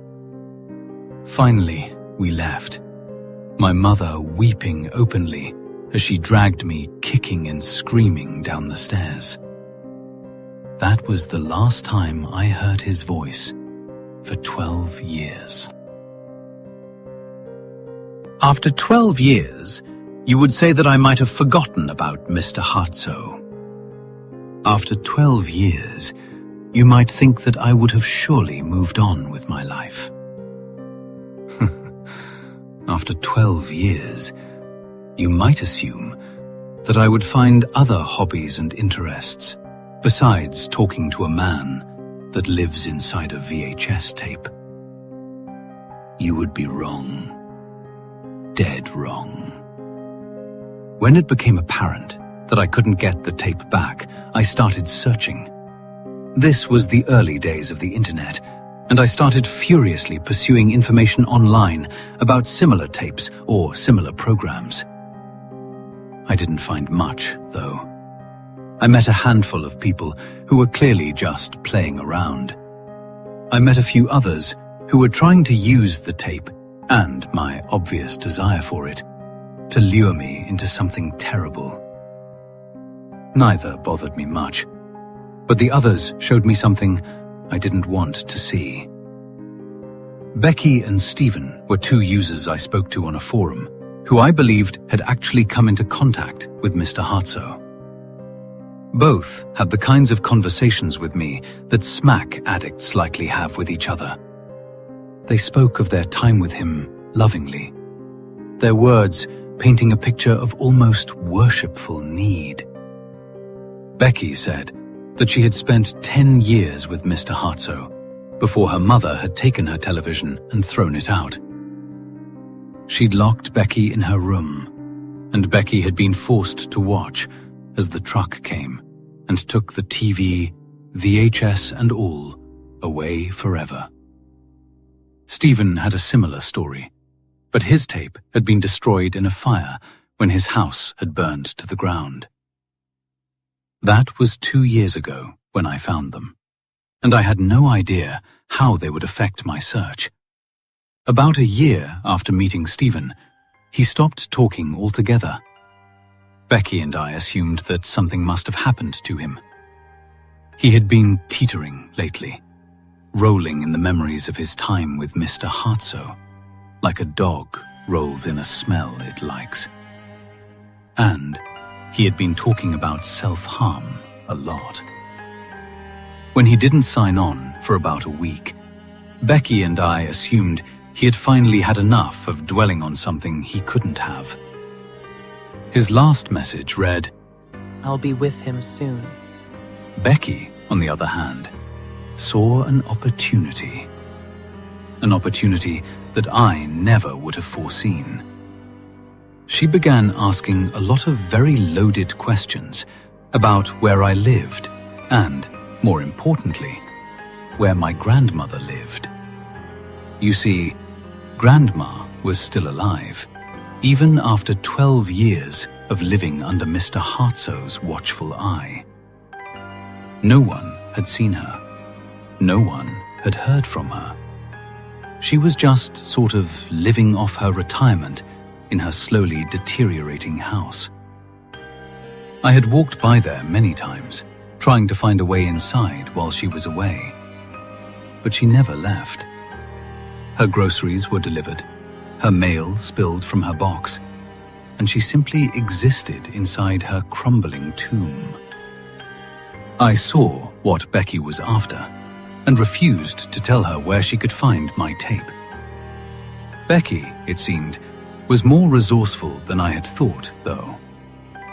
About a week ago, Mum got a call that Grandma had died. The police told us that someone had broken into her house, probably thinking it was abandoned, and found her in her bedroom. The two had fought, and despite her age, Grandma had strangled them to death. Her heart, however, wasn't quite as strong as her hands. She had died with her fingers pressed into the flesh of her intruder. The intruder had been identified as Rebecca Smith, a resident of California who seemed to have driven 800 miles just to break into my grandmother's house. It seemed that my internet friend had finally pinpointed where my grandmother lived, and it had been the end of her. The night after the funeral, I made my move. I broke a window around back and made my way through the unfamiliar squalor. The house was a wreck. Junk and garbage piled everywhere. And when I finally found the stairs, I breathed a sigh of relief. They were sagging, the wood groaning as I walked up them, but they were still intact, and my prize was within reach. The TV was on the nightstand, its soft glow illuminating the bed where my grandmother had breathed her last. The tape sat in the murky light, like a red invitation, or a jolly splash of blood. I've been holding it, feeling its red plastic in my fingers for nearly an hour as I contemplate whether or not to slide it in. It's no question whether I will or not. I have missed Mr. Harzow desperately for the last 12 years, but I wanted to take down this story before I give my life back to him. You may think this is his fault somehow, but I cannot blame him for what has happened. He told my grandmother on that long-ago day to reconcile with us. He never told me to hurt anyone, never told me to be unkind to anyone. And I think that's why people seek him. When Mr. Harzow speaks, you feel as though he speaks only for you. He accepts you, no matter what. And that kind of power is intoxicating. The TV accepts the tape in just that same way. And now he's smiling at me and welcoming me back as an old friend. I think I'll go speak with my old friend for a while. I think I'll go speak with him for the rest of my life. Welcome back. I've missed you.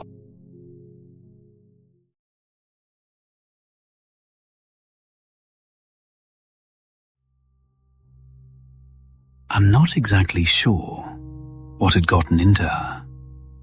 But one night last week, my girlfriend came home from a girls' night, a little more promiscuous than usual. I don't want to go into too much detail. I'm not one for smut. But she had been all over me. I'll leave it at that. At the time, I didn't find anything wrong with it. But looking back now, the fact that she didn't have alcohol on her breath seems almost like a red flag. We were well past the honeymoon phase. That's not to say we weren't healthy in the bedroom. It's just to say that in this particular instance, it felt like I was her crush again. Like she had been craving me for years in silence, and now she finally had access to me. That being said, when her teeth clamped tightly on my neck, I just thought that was her excitement getting the better of her.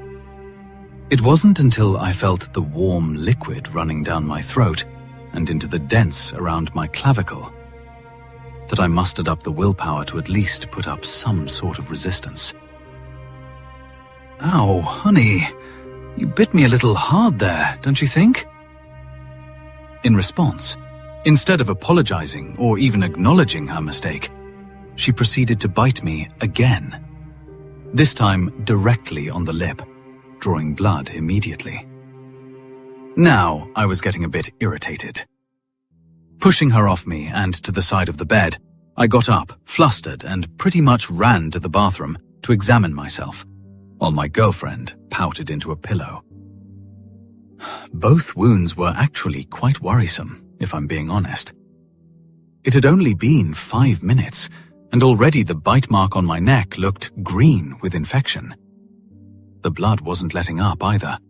It leaked out of me at a rate that immediately put me into fight or flight mode.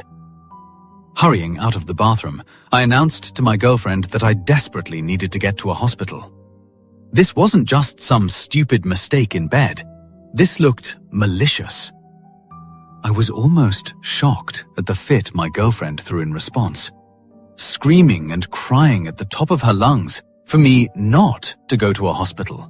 How she'd take care of it here. I just figured that she was embarrassed. I mean, we'd sort of have to tell the doctor what had happened. I could see her face getting red at the mere thought of it. I assured her doctors have heard way worse than this, but she just was not having it. I finally relented and allowed her to bandage my neck, while I just chose to deal with the pain in my lower lip. She wrapped my neck 3 times over with gauze, and when she finished, she stood on her tiptoes to kiss me on my flushed cheek. She lingered for a moment after kissing me. Usually when she did this, I could see the love and admiration in her eyes. I'd always loved that look. It was a look that revealed just how much she truly did care for me. And in those moments, nothing else in the world mattered aside from the two of us. This wasn't that look, though. No, this was a look of hunger. An almost lustful hunger, like she wanted to devour me, and not in the way I'd like. Thanks, honey. I don't think I'm really in the mood anymore. Is it okay if we just go to sleep? Of course, hun. Let me just go get changed into my PJs. And she's mad. Guess that's our night then. Meandering to the bed, I stiffly tucked myself under the covers and stared at the ceiling for a while. I probably stayed in that position, analyzing the spins of the ceiling fan, for around 10 minutes, and my girlfriend still had not left the bathroom. While my eyes swirled round and round, keeping up with the blades of the fan, I slowly drifted into unconsciousness. I was honestly surprised that I even woke up the next morning. I remembered my neck throbbing before I fell asleep, and I honestly couldn't tell if it was actual exhaustion or loss of blood that made me pass out that night. My girlfriend was still not in bed with me.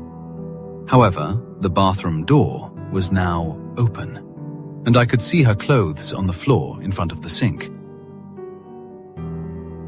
When I tried to turn my neck, it felt like I was being stung by 1,000 wasps right where I had been bitten, and that raised all sorts of alarm bells. As carefully as I could, I climbed out of bed and waddled over to the bathroom, trying my best not to move my head at all. What I saw in the mirror both shocked and disgusted me to the point that, despite the pain, I was hunched over the toilet, vomiting within moments. My bandage wrap had become completely black with blood, and trails of the substance branched off down my shoulder and into my chest in sharp, black lines. At least, I thought it was blood. Upon closer inspection, I was appalled to find that they were indeed veins that had become more than a little off-colored. What caused me to lean over the toilet and expel the contents of my stomach wasn't the color, though. No. What had me begging for God's mercy was the fact that those veins were moving, pulsating to the rhythm of my beating heart. After wiping the puke from my mouth, I backed out of the bathroom, nervously but urgently calling my girlfriend's name. I did this repeatedly, with no response. However, I did hear something. Something that sounded like it was coming from the kitchen, almost like someone was rummaging through our drawers. Or something. I walked into the room and found my girlfriend squatting nude in front of the open freezer door, gnawing on a raw, frozen steak while prying at it with her fingers. She made these sounds. God, the noise is still stuck in my head. It was like this wet, animalistic noise, like grunting and growling at the same time. Her eyes slowly rose from the meat and her hand to meet mine. It wasn't her anymore. God, it just wasn't her. My girlfriend's eyes had been hazel. When the sun hit them, they were like gold. The only gold I ever wanted. This thing's eyes. They were pitch black, void of any light whatsoever. I expected her to charge me, for her to lunge at me at any moment. But instead, her eyes fell back on the meat as she chewed at it. Once she finished, she began pulling more meat out of the freezer. Chicken, steak, beef, pork, anything she could get her hands on. I turned around in absolute dismay, too stunned to even think. It felt almost mechanical as I glided over to the phone to dial 911. I had my hand on the phone, ready to dial. That's when the smell hit me. The most delicious smell I'd ever witnessed, ever had the pleasure of falling victim to. A sweet, roasted smell. It was like being pulled back to childhood with a single whiff. I felt like a cartoon character getting carried by the aroma to my girlfriend's side. Part of me knew what I wanted was abysmal. Unholy, I'd go as far to say. But I couldn't help myself. Reaching my hand into a pack of ground beef, I noticed that the black veins had now stretched down and were kissing my wrist. Their pulsations were like a dance of excitement for the meal that lay before us. Ripping through the plastic, I pulled out a fistful of the red meat before shoving it into my mouth. And oh my God, I have never tasted anything more orgasmic. I couldn't even stop myself. I was pulling out another fistful before I had even swallowed my first bite. I just kept going, and going, and going. It wasn't long before I found myself making the same grunts as my girlfriend. It was like an automatic response. Like my mind and body had broken through a barrier that was previously invisible. I couldn't even feel the icy air from the freezer as we feasted. All I knew was that I had a buffet laid out in front of me and a beautiful girl to enjoy it with. Unfortunately, though, that buffet did run out eventually. And once it did, my girlfriend and me definitely craved more. And I think that our neighbors will have plenty to share.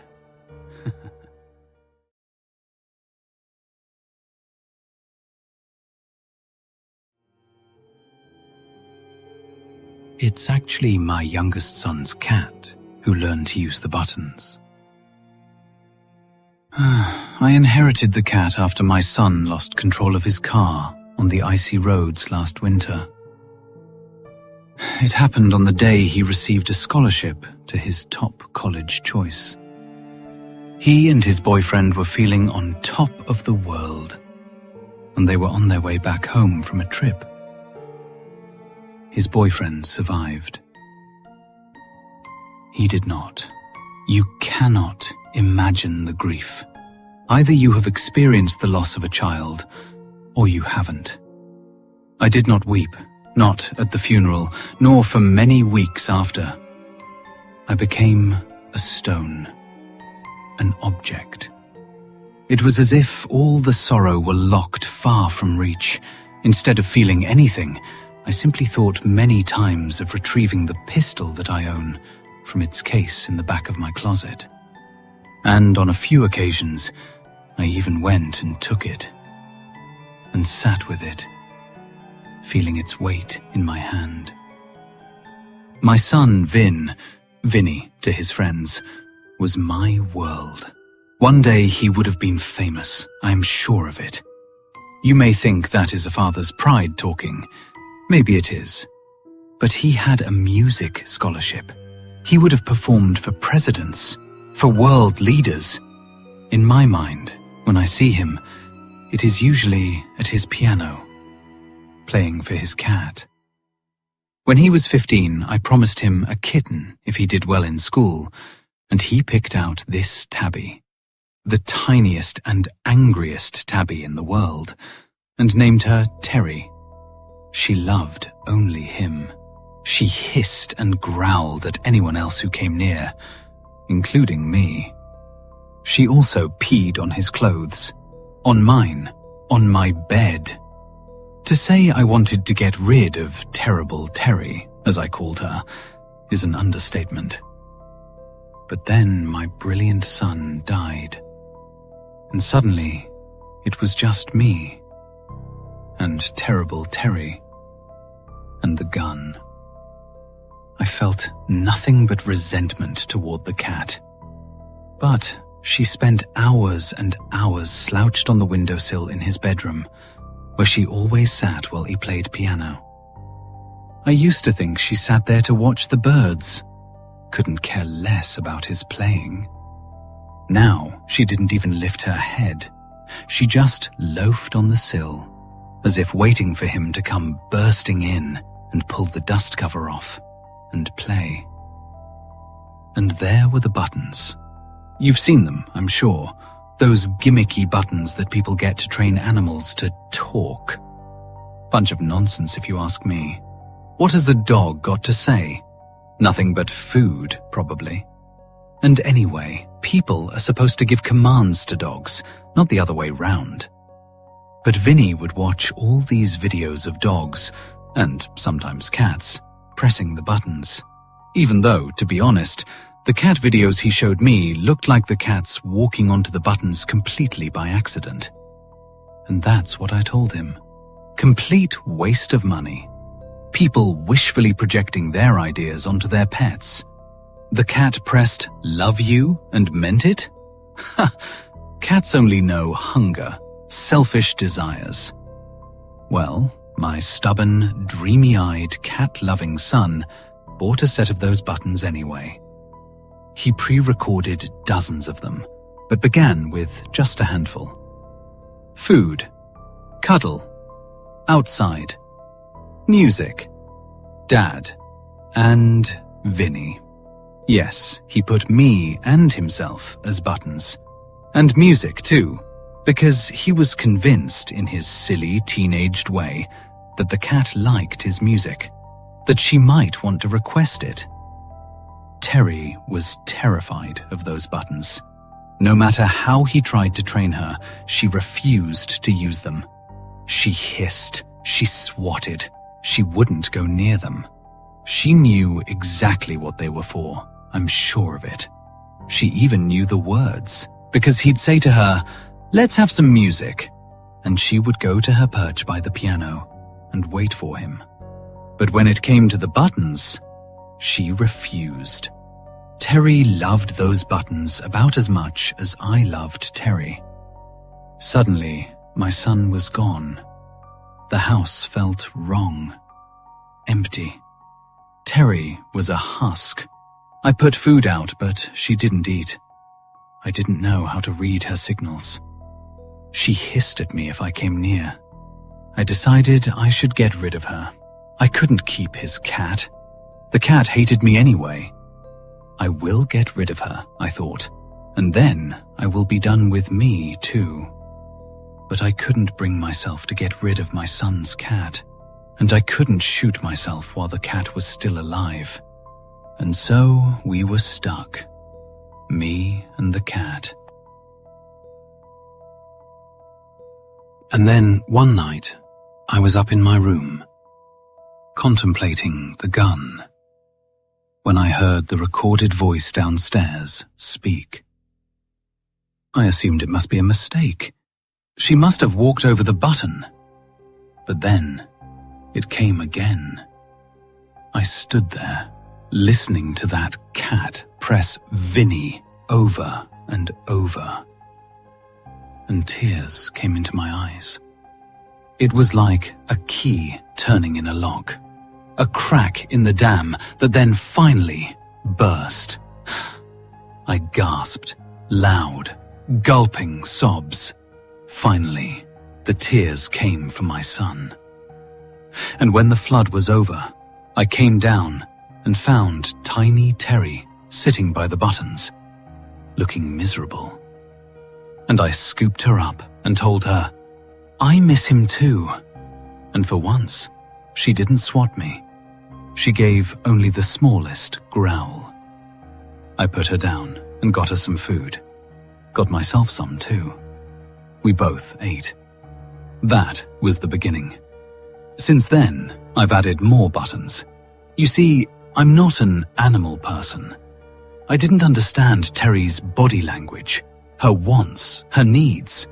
Without the buttons, she finally started using them, training me. I guess they say cats do that. She has a wet food button, a kibble button. She has a no button to use if I show her the wrong food. I also added, from my son's collection, the love you button. Yes, I confess, I did add it. And a Terry button. And I began to make a habit of pressing, love you, Vinny, and love you, Terry. I was genuinely in shock how much she communicated. The first time she pressed, Dad, love you, I almost broke down all over again. I couldn't believe it. She looked like she wasn't even trying. She just casually walked over the buttons, but it was deliberate. It happened more than once. I still hadn't learned to read her cat body language at all. But with the buttons, I understood her, and I felt like I had a part of my son with me. Sometimes she said things that just cracked open my soul. Like when she looked at me with those big round eyes one time and hit, Vinny home. I wish he was home too, I told her. It was uncanny, the things we could discuss. I know it sounds nuts. I'd have thought myself nuts just a couple of months before. But I added buttons so fast, and she took to all of them. I asked her once if she understood what happened to Vinny. She replied with, Vinny, bye-bye. I'd added the bye-bye button to tell her whenever I was leaving the house. Then she asked me, "Vinny, home?" I had to tell her no. "Vinny, bye-bye." And she stubbornly insisted again, "Vinny, home." And she walked away, angry, I think, that I couldn't make Vinny come back. But the reason I'm sharing this story, and sharing this story here, is because of what happened last week. Last week, my son Liam came to see me. Liam is Vin's older half-brother. He's nearly a decade older than Vinny, from a previous relationship. And unfortunately, Liam inherited all of his mother's worst traits. It is always the same with him. He begs for money, gets abusive if I do not give it, and disappears once I have made him a loan he will never repay. I cut off all funds to him a few years ago and told him I would no longer enable his habits. While I'd never cut him entirely out of my life, I hadn't allowed him to visit when Vinny was alive because of the way he'd treated Vinny on a previous visit, when he'd sneeringly accused me of favoring that mincing little... I won't repeat his hateful words for his younger brother. When he showed up on my doorstep, he had the smell of whiskey on his breath, and he looked wild-eyed, anxious. "Dad," he hugged me tight. "I'm sorry about Vin." It shocked me so much, I hugged him right back, and he came in and sat down and asked how I was doing. He was surprisingly solicitous. I didn't understand why. His usual meanness didn't come through at all until he noticed a growling Terry. "You still have that little piss queen." He reached a hand for her, only for her to swat and run away. "Little shit." "Her name is Terry," I said defensively. "Didn't you used to call her Terrible Terry?" "She doesn't pee on things anymore." "She wants you to go bye-bye," I said. I didn't like the way he talked to the cat, though a few minutes later, after she peed on his shoes, I found his anger more understandable, and I locked her up to prevent him from harming her. But he seemed genuinely sad about Vinny, even asked about Vinny's boyfriend and his recovery after the crash. I wondered if he had come over to try to patch things up between us, maybe to start off on better footing, like me and Terry had, until he asked me what was going to happen to Vinny's college fund. "You haven't decided yet?" "I haven't decided yet," I told him. "I'm still processing all of this." "But he's not gonna use it, right? I mean, even before the accident, the money you'd been saving for him. He had a scholarship, right? He wasn't gonna need it.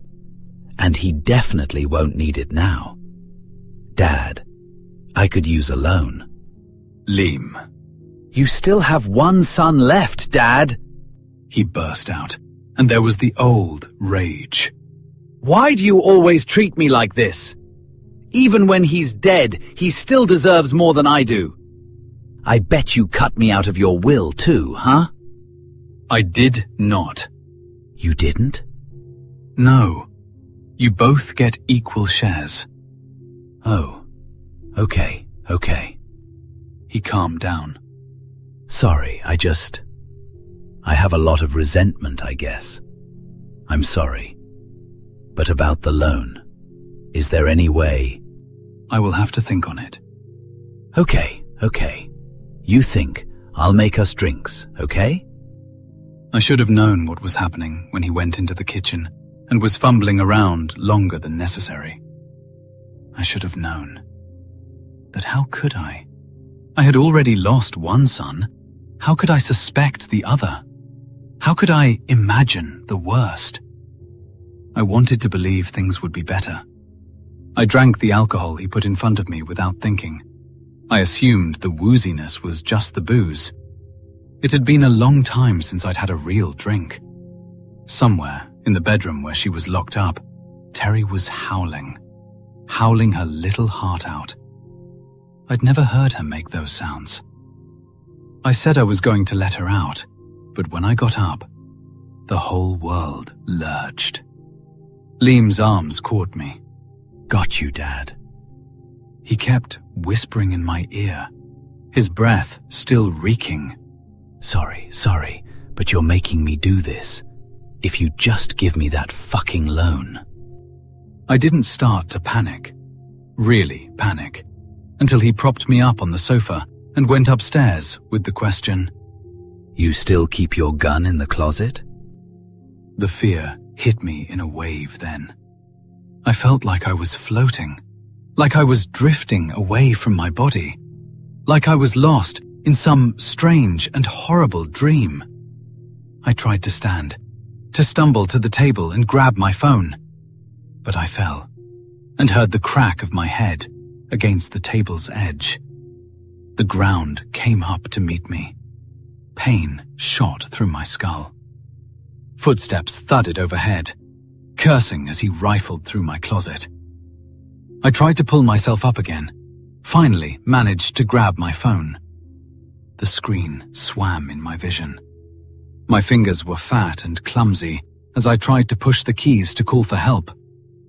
A hand smacked the phone out of my grip. "It's 'cause you won't help me," he rambled as he again wrapped his arms around me to try to get me onto the sofa.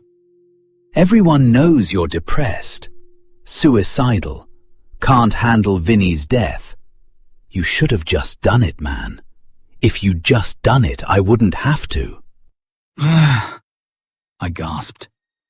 "This is the only way. This is how it was going to be anyway. You don't even want to live anyway. In your own way, you're helping me out here in the end." And then, in response to the howling from the other room, he suddenly shrieked. The howling stopped.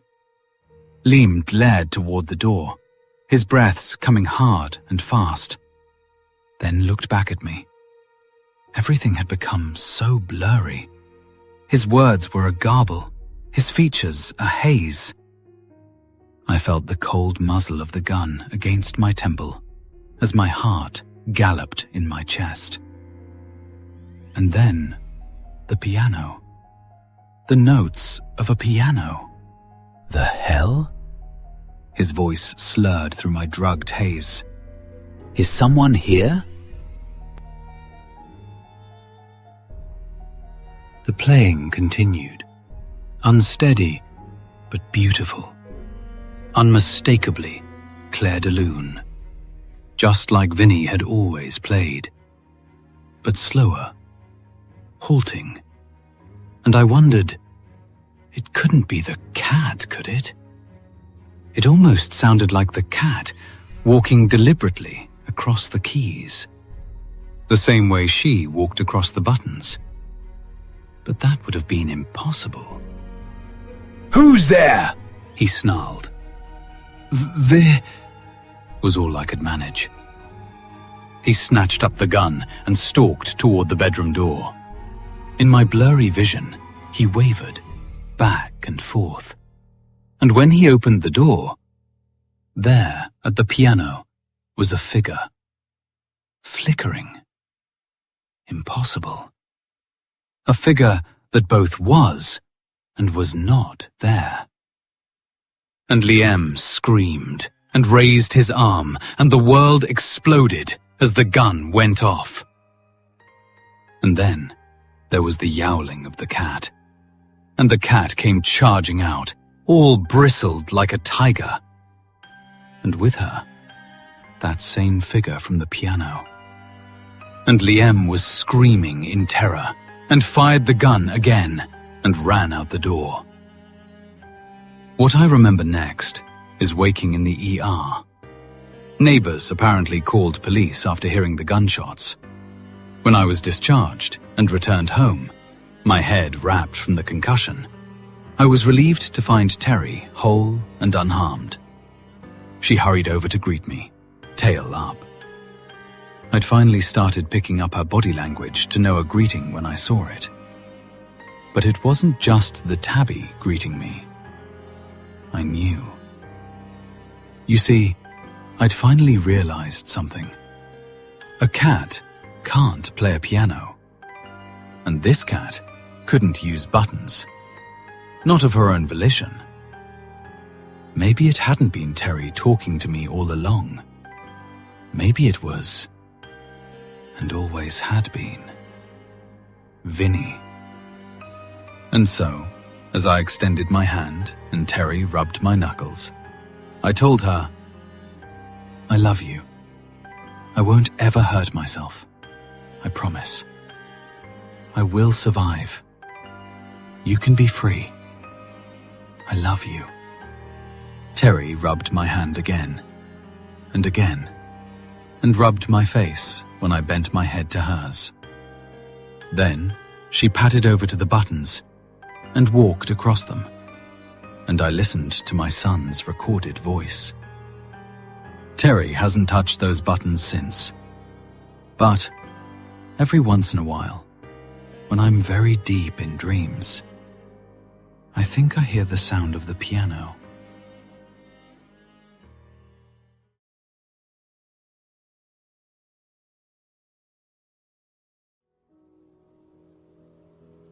I am parked directly under the harsh, buzzing fluorescent canopy of a 24-hour fuel station. I have locked all 4 doors. I have the engine running, the heater turned on high, and all the interior lights illuminated. I am surrounded by concrete and artificial light, and I still cannot stop my hands from shaking against the steering wheel. I am a county law enforcement officer. I have only been on the force for 2 years, but I have built a reputation for being strict, thorough, and completely reliant on protocol. I like rules. I like guidelines. In this line of work, the manual is your best tool. If you follow the steps, if you run the plates, if you approach the vehicle at the correct angle, you eliminate variables and maintain control of the situation. My assigned patrol sector is a massive, desolate stretch of a 2-lane county highway. It is a lonely, isolated assignment. The road runs along the eastern perimeter of a massive, deep, freshwater lake. The layout of the geography means there is absolutely nothing out there. On the left side of the highway, there is a steep, rocky embankment that drops directly down into the dark water of the lake. On the right side, there is an endless, dense expanse of thick pine forest. There are no houses, no streetlights, and no intersecting roads for over 40 miles. It is just a ribbon of dark asphalt, trapped between the deep woods and the deep water. I work the graveyard shift. I patrol this highway from 10 at night until 6 in the morning. Usually, the entire 8-hour shift consists of driving back and forth in complete silence, listening to the hum of my tires and the occasional crackle of the dispatch radio. Sometimes I pull over a long-haul trucker who missed a turn, or a local teenager driving too fast. It is a quiet, predictable job. Tonight started exactly like every other night. The weather was clear but very cold. A thick layer of fog was rolling off the surface of the lake, creeping over the embankment and drifting across the asphalt. I was cruising at 40 miles per hour, holding a cup of lukewarm coffee, scanning the dark road ahead with my headlights. At approximately 2:15 a.m., I saw a vehicle driving a few miles ahead of me. I sped up slightly to close the distance. It was a dark-colored minivan, an older model. It was traveling well under the speed limit, moving at maybe 30 miles per hour. As I got closer, I noticed 2 things. First, the passenger side taillight was completely burned out. Second, the vehicle was swerving. It was not a violent, erratic swerve, but a slow, drifting weave. The tires drifted over the solid yellow line in the center of the road, corrected slowly, and then drifted back over the white shoulder line near the edge of the lake embankment. Protocol for this is clear. A burned-out tail light is a minor traffic violation, but combined with the swerving, it establishes reasonable suspicion for driving under the influence, or extreme driver fatigue. I had to initiate a traffic stop. I pulled up behind the minivan, keeping a safe distance of 3 car lengths. I reached down to the center console and flipped the switch for my overhead emergency lights. The flashing red and blue strobes instantly illuminated the dark highway, reflecting off the thick pine trees on the right and cutting through the fog drifting off the lake on the left. The driver of the minivan reacted slowly. It took them nearly a quarter of a mile to register the lights in their rearview mirror. Eventually, the right turn signal blinked, and the van slowly pulled over onto the narrow gravel shoulder, coming to a stop just a few feet away from the steep drop-off into the water. I pulled my cruiser onto the shoulder behind them. I followed my training exactly. I offset my vehicle slightly to the left, creating a safety corridor between my cruiser and the flow of traffic. I angled my front wheels toward the road, so if a drunk driver rear-ended my cruiser, it would not be pushed forward into the minivan. I put the transmission in park, unbuckled my seatbelt, and grabbed my heavy metal flashlight. I stepped out into the cold night air. The only sounds were the low rumble of the 2 idling engines, the crunch of the gravel under my boots, and the faint, rhythmic lapping of the lake water hitting the rocks at the bottom of the embankment. I walked up to the rear of the minivan. I reached out with my left hand and firmly pressed my palm against the trunk lid. This is another standard protocol. You leave your fingerprints on the vehicle. If something happens to you, the investigators will have physical proof that you were standing right behind that specific car. The metal of the trunk felt unusually cold and damp. I walked up the driver's side, keeping my flashlight pointed low. I stopped just behind the driver's side window, angling my body so I was not an easy target if the driver decided to open the door aggressively. I tapped the glass with my flashlight. The window rolled down manually with a squeaking sound. I shined the beam of my flashlight into the interior of the van. It was a perfectly normal family. The driver was a middle-aged woman. She looked incredibly exhausted. Her hair was messy, and there were dark, heavy bags under her eyes. She squinted against the glare of my flashlight. "Good evening, ma'am," I said, keeping my voice polite but firm.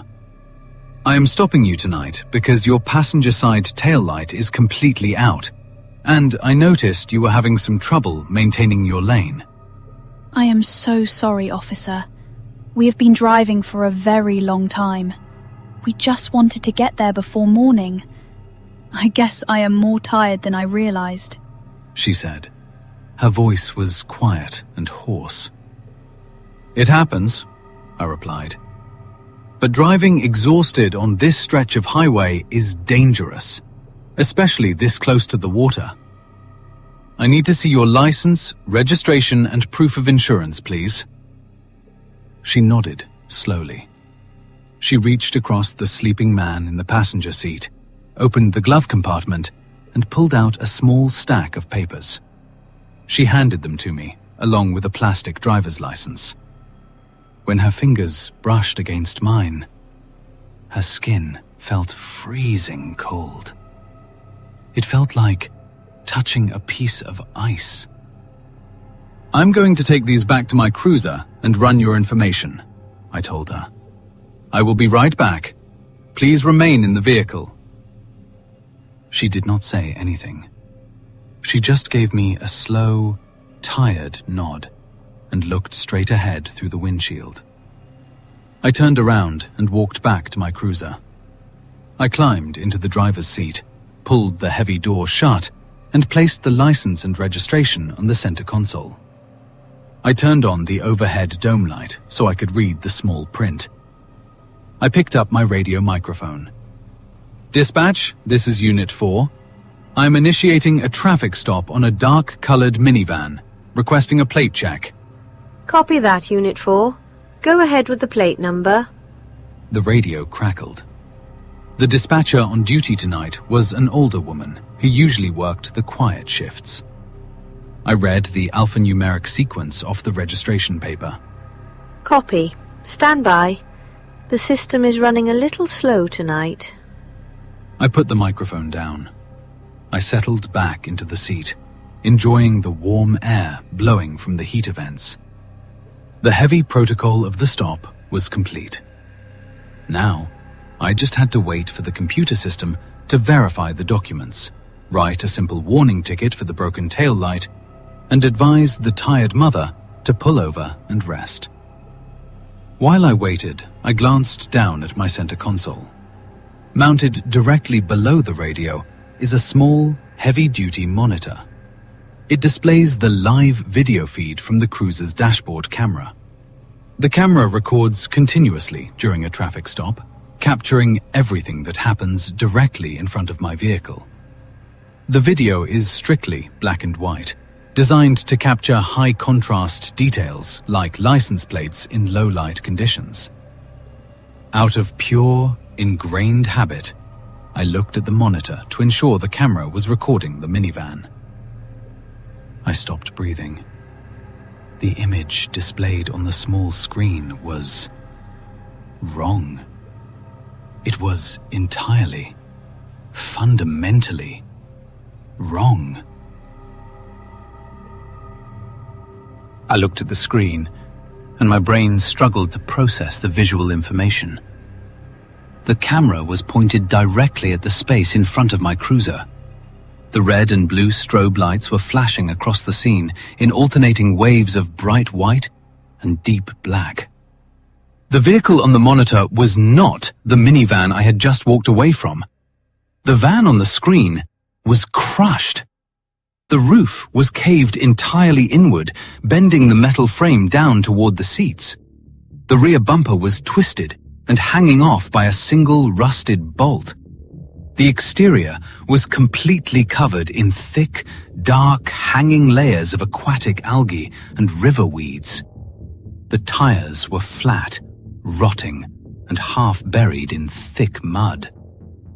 It looked exactly like a vehicle that had been pulled from the bottom of a lake after decades underwater. But that was not the part that made my blood turn to ice.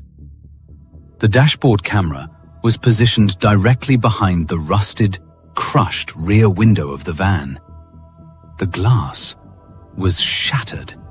Looking out through the broken back window, staring directly into the lens of the dashboard camera, were 4 faces. They were bloated. They were skeletal. The flesh on their faces was grey, peeling away from the bone in wet, ragged strips. Their eye sockets were empty, dark, hollow pits filled with stagnant water. They were pressed tightly together in the back of the crushed vehicle. The mother, the father, the 2 children. They were all looking directly at the camera. And they were smiling. It was not a natural expression. Their jawbones were pulled back, stretching the rotting, waterlogged skin into wide, unnatural, gaping grins. They were completely motionless, suspended in the grainy black and white feed, just staring and smiling at the lens. A wave of suffocating panic slammed into my chest. My hands gripped the edges of the monitor so hard, my knuckles turned white. I thought the camera system was malfunctioning. I tore my eyes away from the screen and looked up through my windshield. Parked 20 feet in front of me was the pristine, dark-colored minivan. The metal was clean. The roof was perfectly intact. The red glow of the functional brake light illuminated the gravel shoulder. Through the back window, I could see the silhouette of the two children sleeping peacefully under their blankets. I could see the mother looking into her side mirror, watching my cruiser. Everything was perfectly normal. I looked back down at the monitor.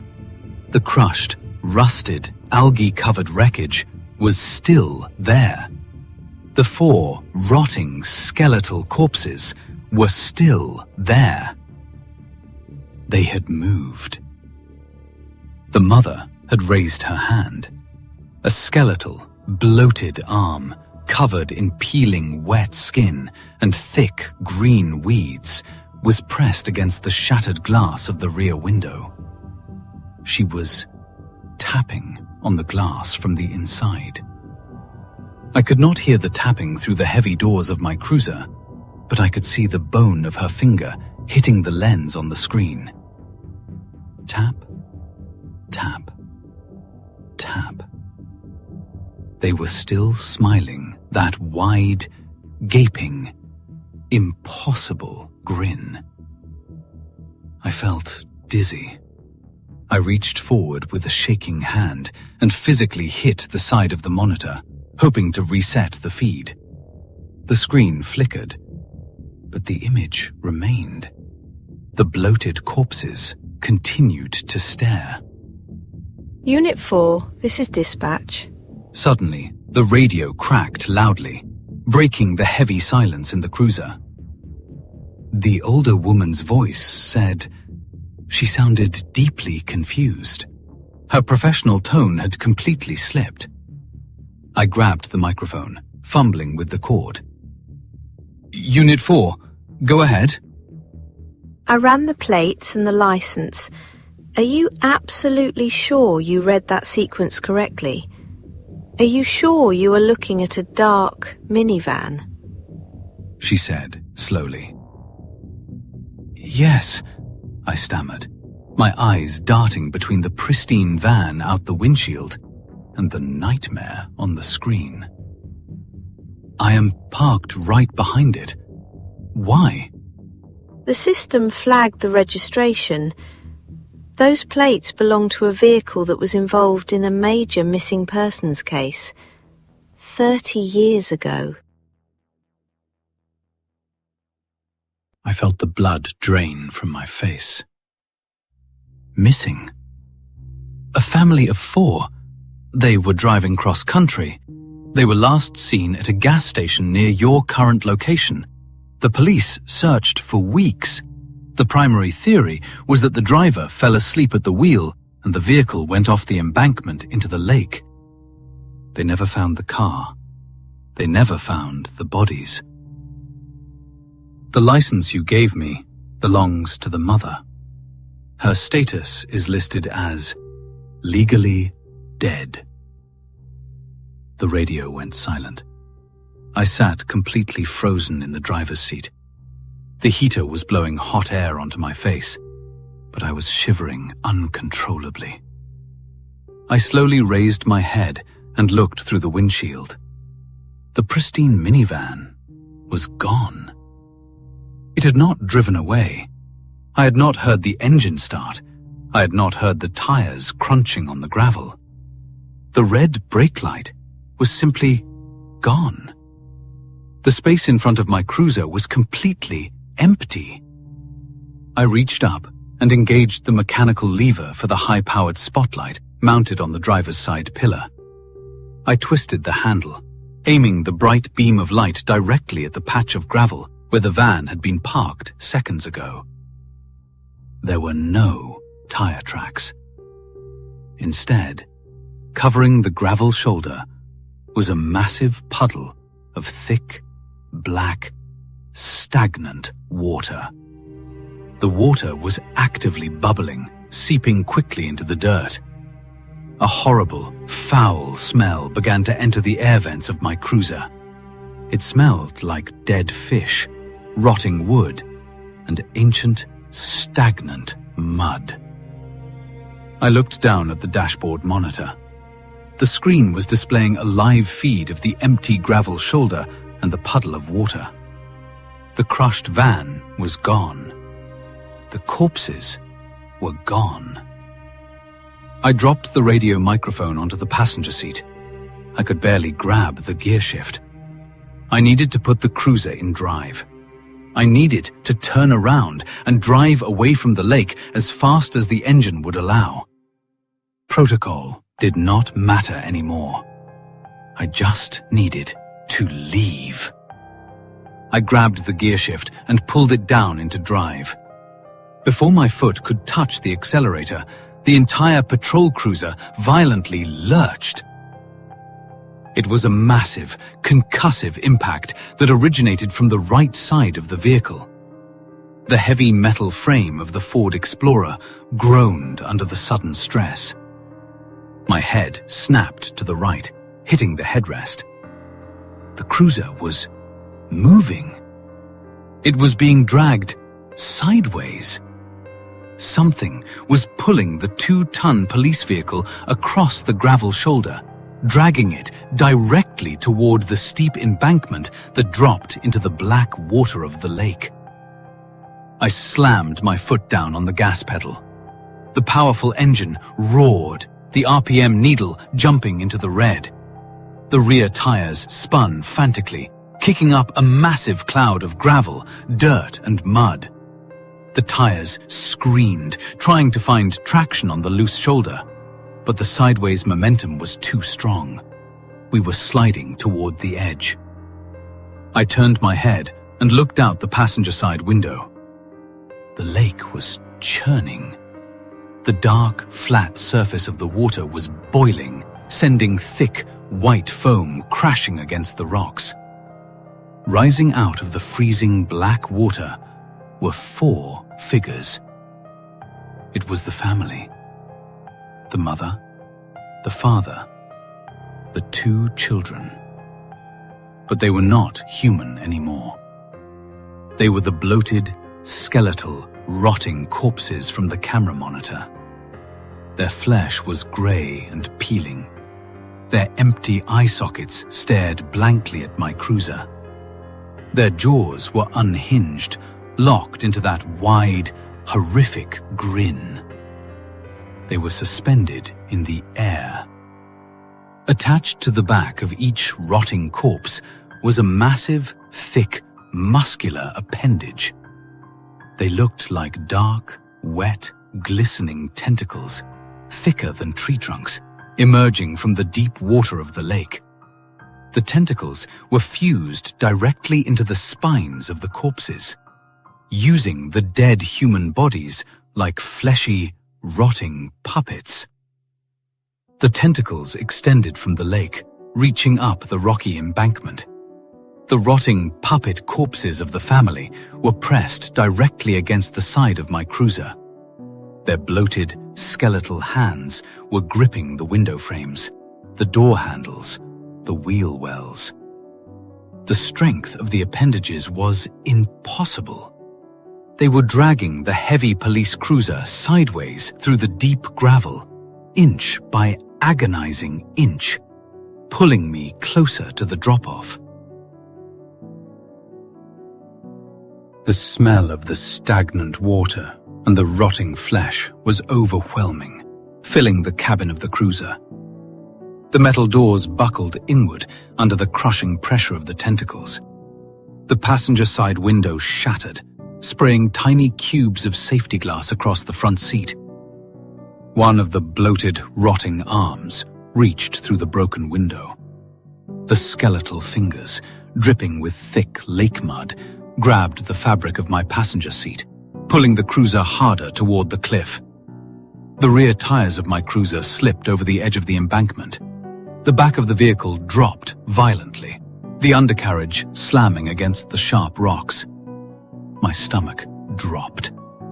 I was angled upward, staring at the night sky. The black water of the lake was churning wildly, just a few feet below my rear bumper. I had exactly 1 second before the center of gravity shifted completely and the cruiser tumbled backward into the deep water. I grabbed the steering wheel with both hands, locked my elbows, and slammed my heavy police boot completely down on the accelerator pedal. The engine screamed, pushing maximum torque to the all-wheel drive system. The front tires, still gripping the solid asphalt of the highway lane, bit down hard. The rubber burned against the road, filling the air with thick, white smoke. For a terrifying, agonizing second, the cruiser held completely stationary, suspended in a brutal tug-of-war between the horsepower of the engine and the crushing strength of the tentacles in the lake. The metal frame groaned. The engine whined. Then, the front tires caught traction. The cruiser violently jerked forward. The sudden, explosive forward momentum ripped the vehicle out of the grip of the rotting corpses. I heard a wet, sickening, tearing sound as the skeletal hands gripping the window frame were physically ripped away from the tentacles. The cruiser launched forward, climbing over the edge of the embankment and slamming hard onto the flat asphalt of the highway. The rear tires caught the road, propelling the vehicle forward like a missile. I did not let off the gas pedal. I kept my foot floored. I looked in the rearview mirror. The massive, wet tentacles were writhing on the gravel shoulder, aggressively slapping the ground where my cruiser had just been. The rotting bodies of the family dangled limply from the ends of the appendages.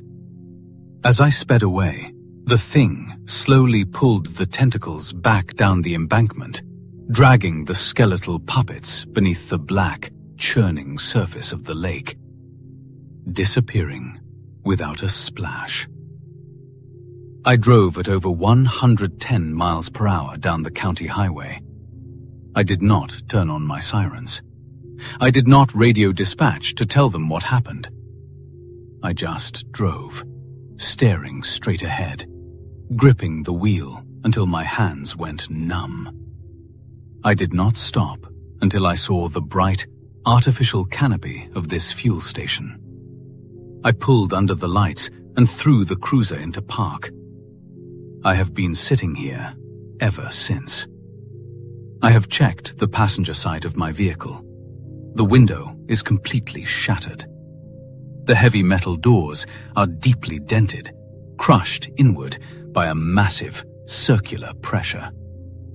Sitting on the passenger seat, resting amidst the broken glass, are 3 severed, skeletal fingers, completely coated in thick, foul-smelling lake mud. I am not going back to the station. I am leaving the keys in the ignition, and I am walking away from this job. I do not care about the rules anymore. I am writing this on my phone and posting it here as a direct warning to anyone driving alone at night. If you are traveling down a desolate highway near a large body of deep water, and you see a vehicle driving slowly, drifting over the lines, trying to get your attention, do not stop. Do not pull over to help them.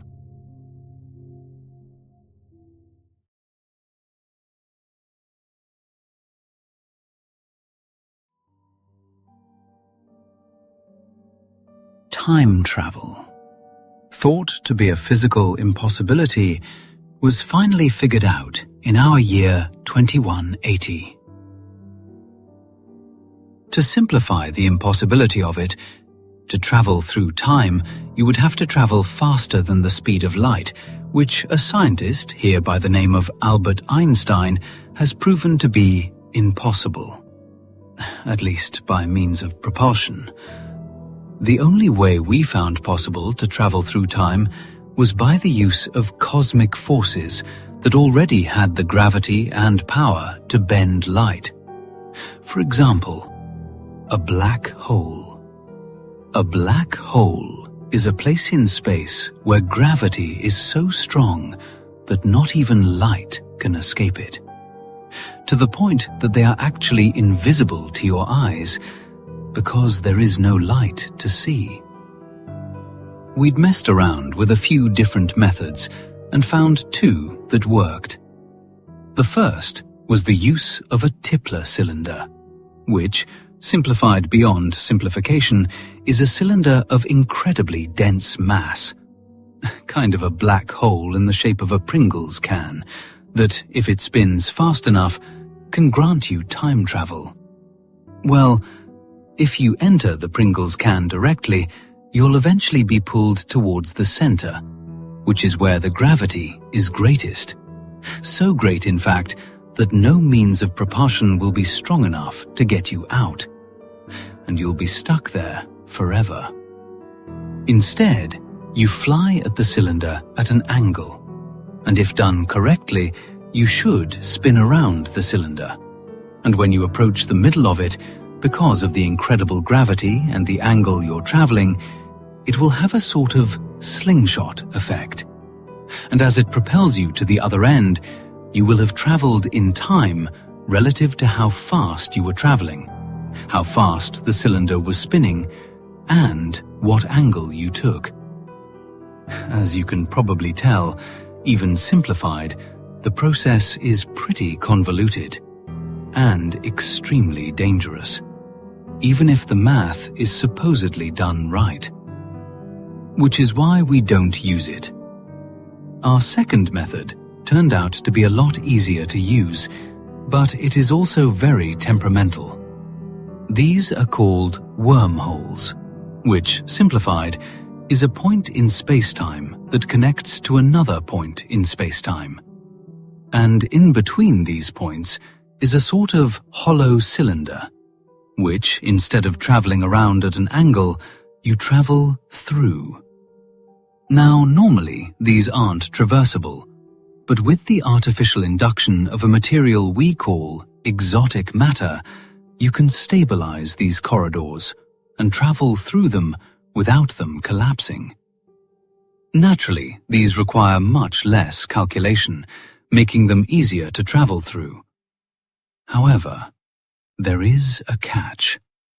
A wormhole can only be used to travel through time to a specific place and time, which is wherever the wormhole existed to begin with. So, for example, you want to travel back to the year 1700 using a wormhole? That would require the wormhole to have existed in the year 1700 for you to use it.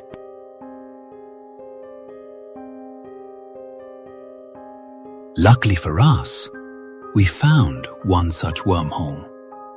And pretty remarkably close to our planet, too.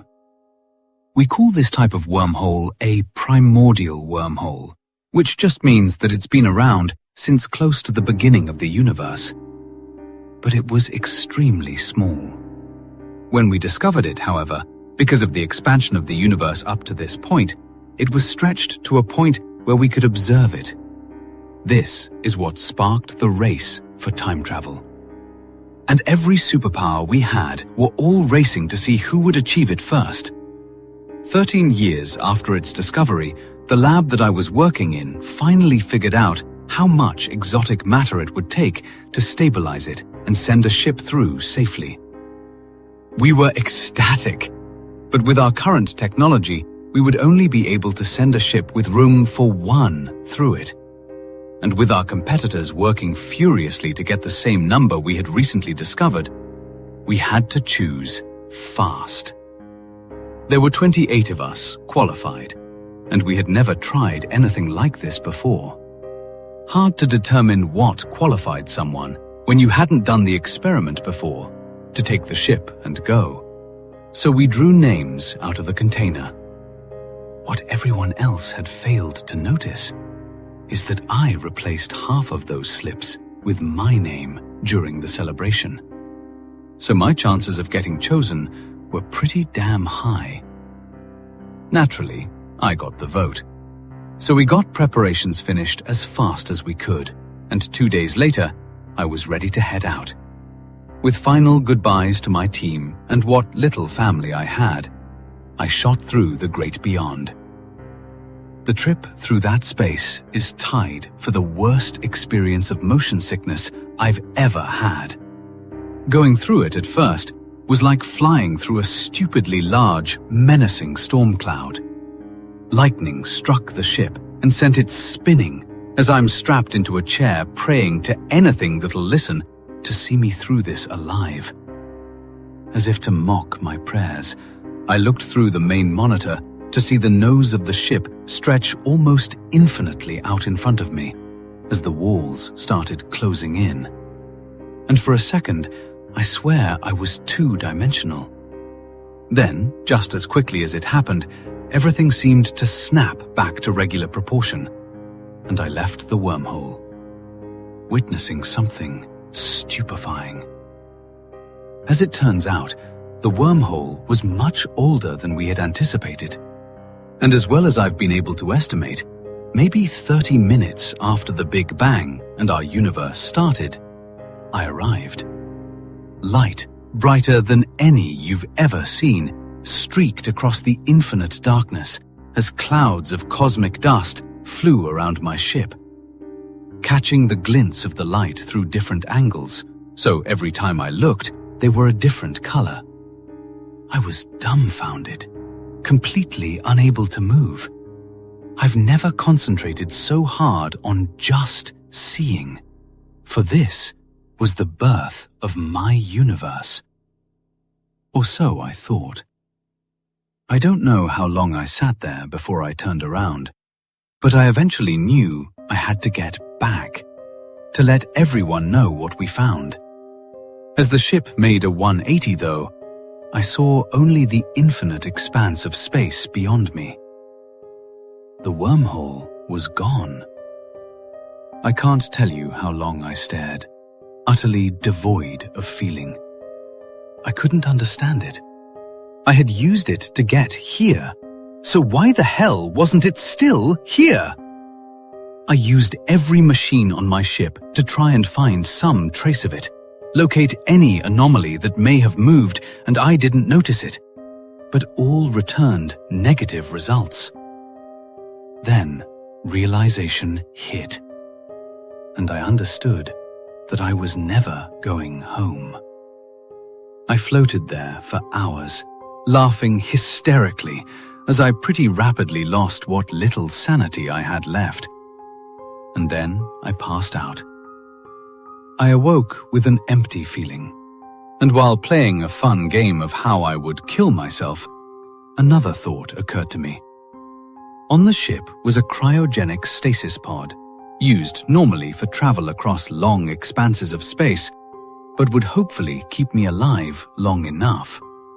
I set the ship to conserve as much energy as possible while keeping me in stasis and searching for an anomaly that might be able to bring me back. I entered the pod, and despite being of little faith, prayed for the second time in my life.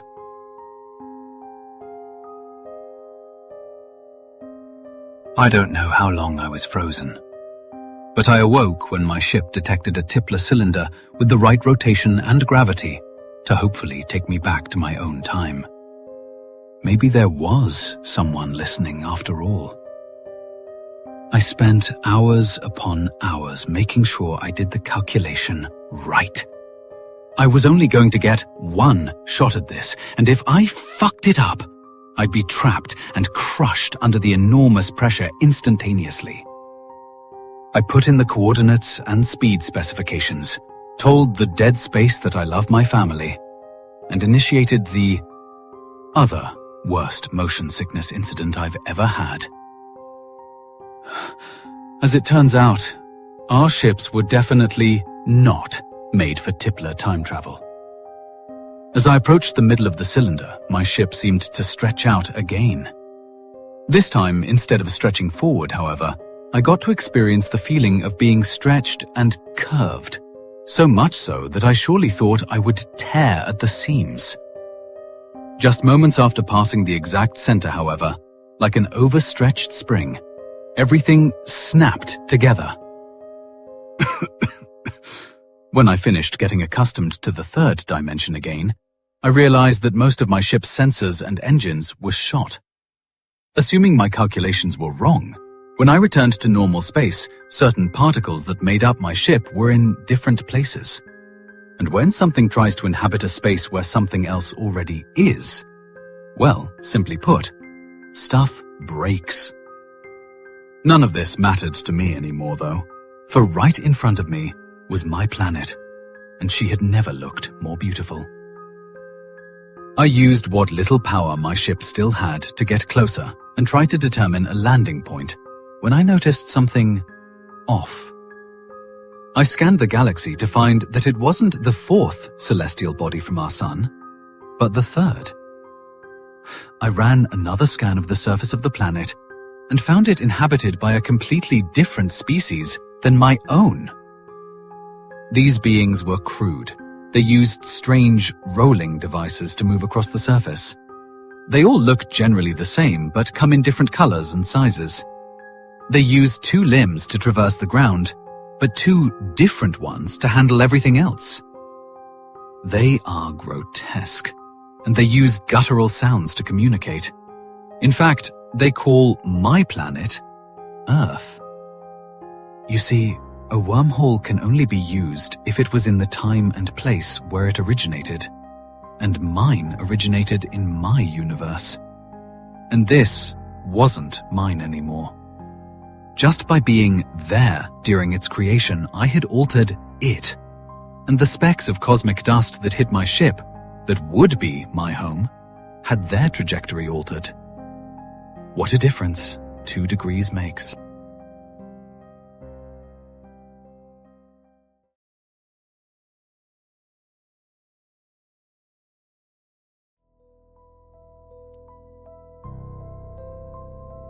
Blake and I hadn't spoken in almost 17 years. He was the older one, 6 years older than me. He always treated me like a kid, and our parents, well, how should I put it? I think he hated them.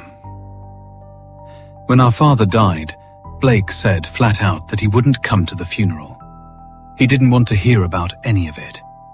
He screamed at our mother, and he told me to go to hell too, for always taking our parents' side, even though, according to him, they didn't deserve it. I was angry with him for a long time. When Blake turned 18, he left home, and I was left alone with our mother. Her condition slowly got worse. I took care of her for 10 years, and when I was 22, she died too. It was horrible. I loved my parents, and losing both of them pulled me into a deep, dark place. But the worst part was Blake's behavior. When I called him to tell him that our mother had died, he only said she deserved it. I was furious with Blake.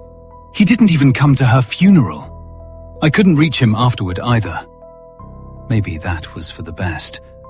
It would have been nothing but arguing and chaos anyway. But when I was at the lawyer's office, handling our parents' will, Blake showed up. I snapped. I went after him like a madman.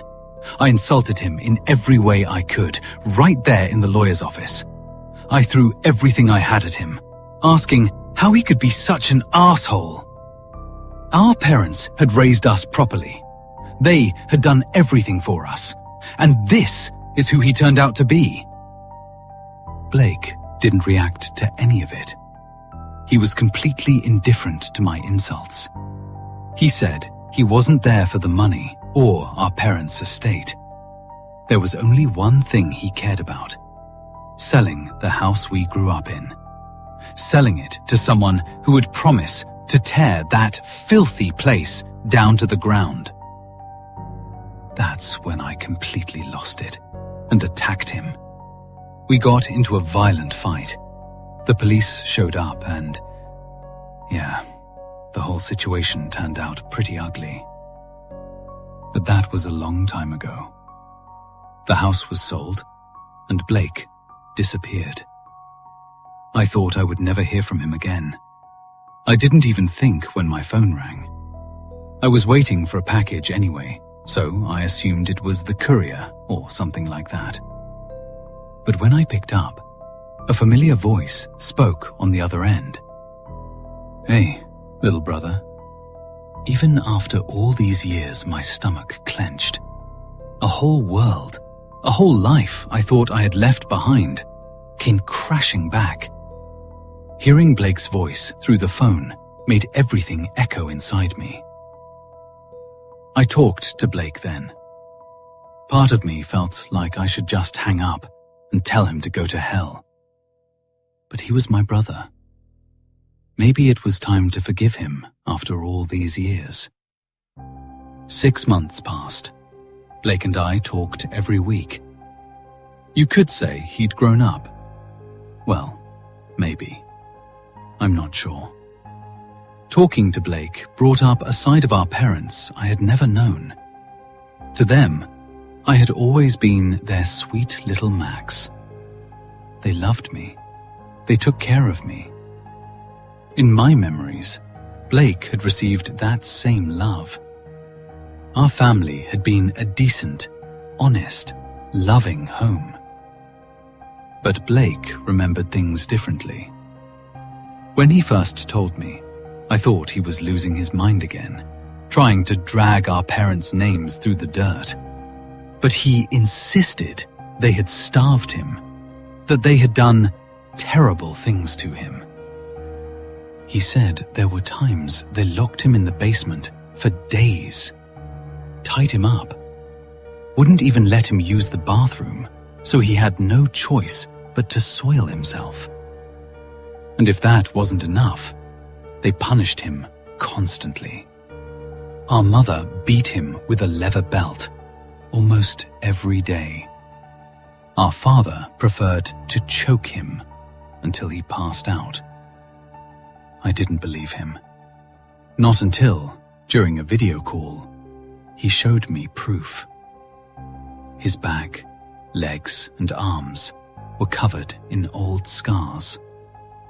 Long marks, like he'd been whipped. One of the joints on his index finger was missing. He said our father had cut it off with pruning shears when he was around 10 years old.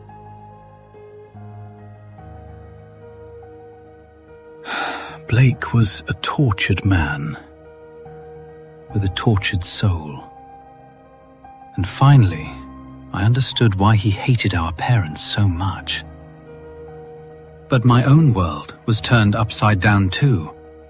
The people I had loved, the people whose absence still hurt like hell, had treated their other, older child like monsters. How could I not have noticed any of it when I was a kid? My conversations with Blake didn't stop. We texted almost every day, and whenever we had time, we talked on the phone. But our childhood never came up again. Not because I didn't want to talk about it. On the contrary, I had 1,000 questions for Blake. Questions that could have put everything in order. Still, something inside me felt, or maybe decided, that it was better not to dig any deeper.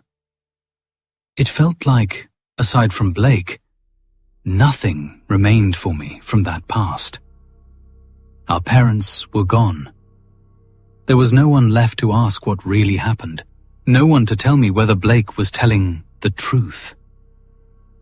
I have to admit, that was what held me back the most. What if Blake was lying? 17 years is a long time. I had no idea where he'd been or what he'd done. He said he had lived in South Korea for a while.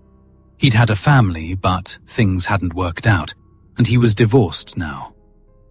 He had a 14-year-old daughter. He even showed me a picture of her.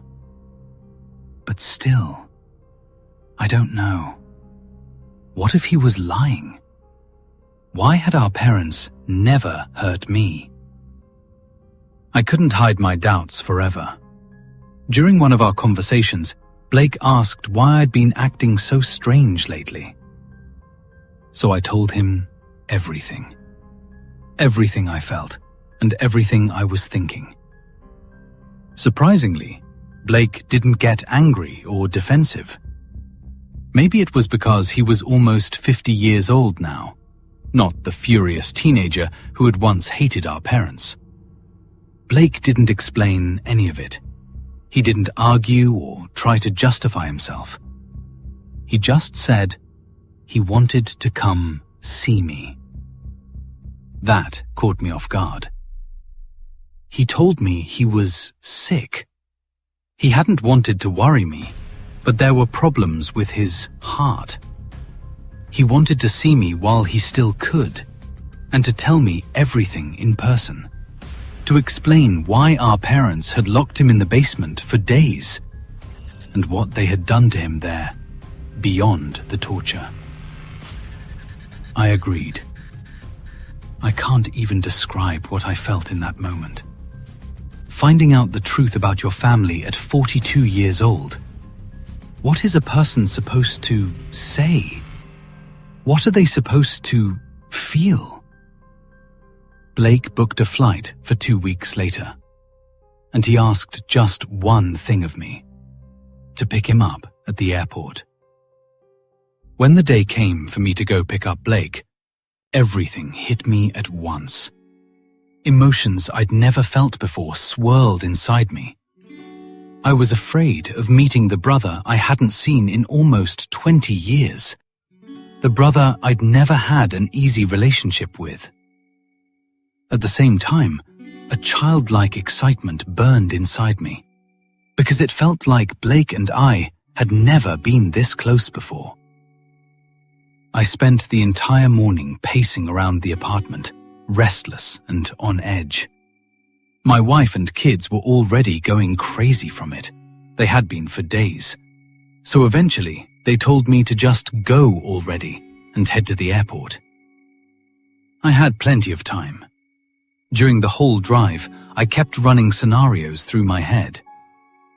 What would I say when I finally saw Blake after all these years? How would I greet him? What would he tell me about our childhood? What did he know about our family that I didn't? I felt childish, yet all I could think about was what was going to happen. I was already waiting at the airport. According to the board, Blake's plane had landed. There had been a delay earlier, but thankfully it arrived on time in the end.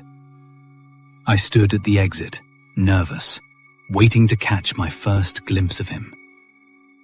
And when I did, that stubborn young man I hadn't seen in nearly 20 years, the one I'd last met in a fight so violent I ended up in the hospital, was now walking toward me in the body of an old man. He wasn't elderly, not really, but the years and everything he'd been through were etched into his face. Max, it's been a long time, little brother. I thought I was going to cry right there. Nostalgia, emotion, everything hit me at once, harder than the flower pot Blake had smashed over my head back in the lawyer's office. But I didn't cry. What kind of sight would that have been? An old man breaking down in the middle of an airport. I swallowed hard, held back my tears, shook Blake's outstretched hand, and patted him on the shoulder. That's for sure, Blake. Then I took his bag and we headed out to the parking lot. We talked the whole drive home. Nothing important, just talking. Like two brothers, finally acting like brothers. Blake was different from how I remembered him. He'd become an older man, calm, cautious. If he'd been like this when he was younger, maybe it wouldn't have taken so long for us to find our way back to each other. Max, could you take me to our old house now? Right now? I glanced at him as I passed a slower truck. Yeah, I just want to get it over with. His voice was trembling. I nodded, feeling the weight of it. Ah, damn. But Blake, I need to swing by home first. I left my work phone there. It's really important. Sure, Max. But after that, please take me to the house. I pressed down on the gas. Our old house was far from where we were. If I went home first, I was looking at least a 5-hour drive.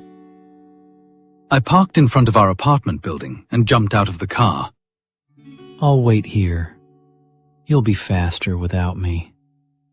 Okay. But there's an elevator. You could come up. No. We'd just get stuck. I want to see the house today. I nodded and rushed inside, up to the loft, straight to the apartment. My wife and kids weren't home, either grocery shopping or at the nearby bakery. They'd said they were picking up a cake for Blake's arrival. I scribbled a quick note saying we'd be home late, grabbed my work phone from the kitchen counter, and hurried back toward the elevator. My phone rang in my hand. I immediately looked at the screen, hoping it was something important. It was Blake. The phone I brought with me was my personal one, not the work phone. I'd mixed them up. The work phone had been with me the entire time. Blake? I'm coming. I'll be right there. Where? Max? Down at the car, with you.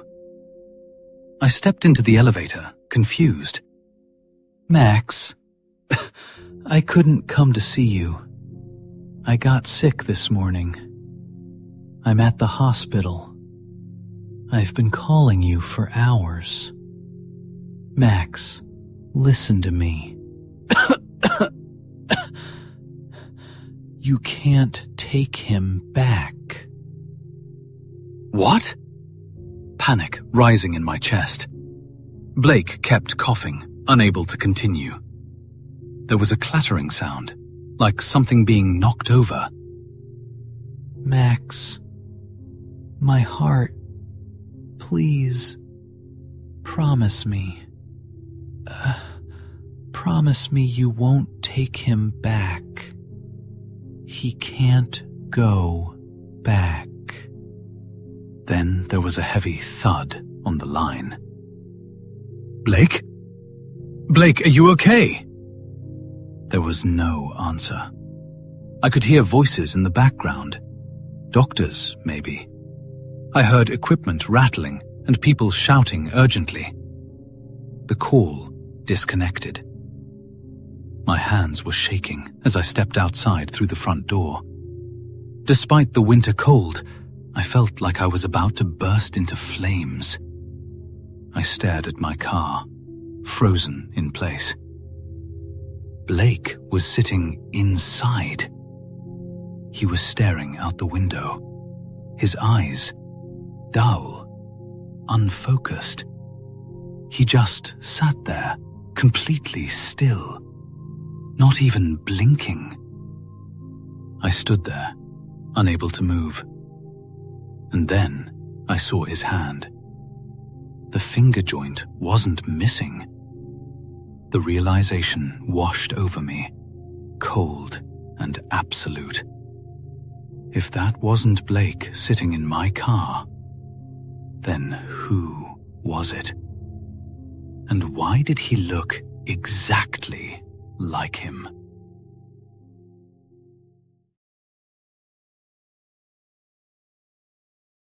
If you are hearing this, you made it to the end of the tape.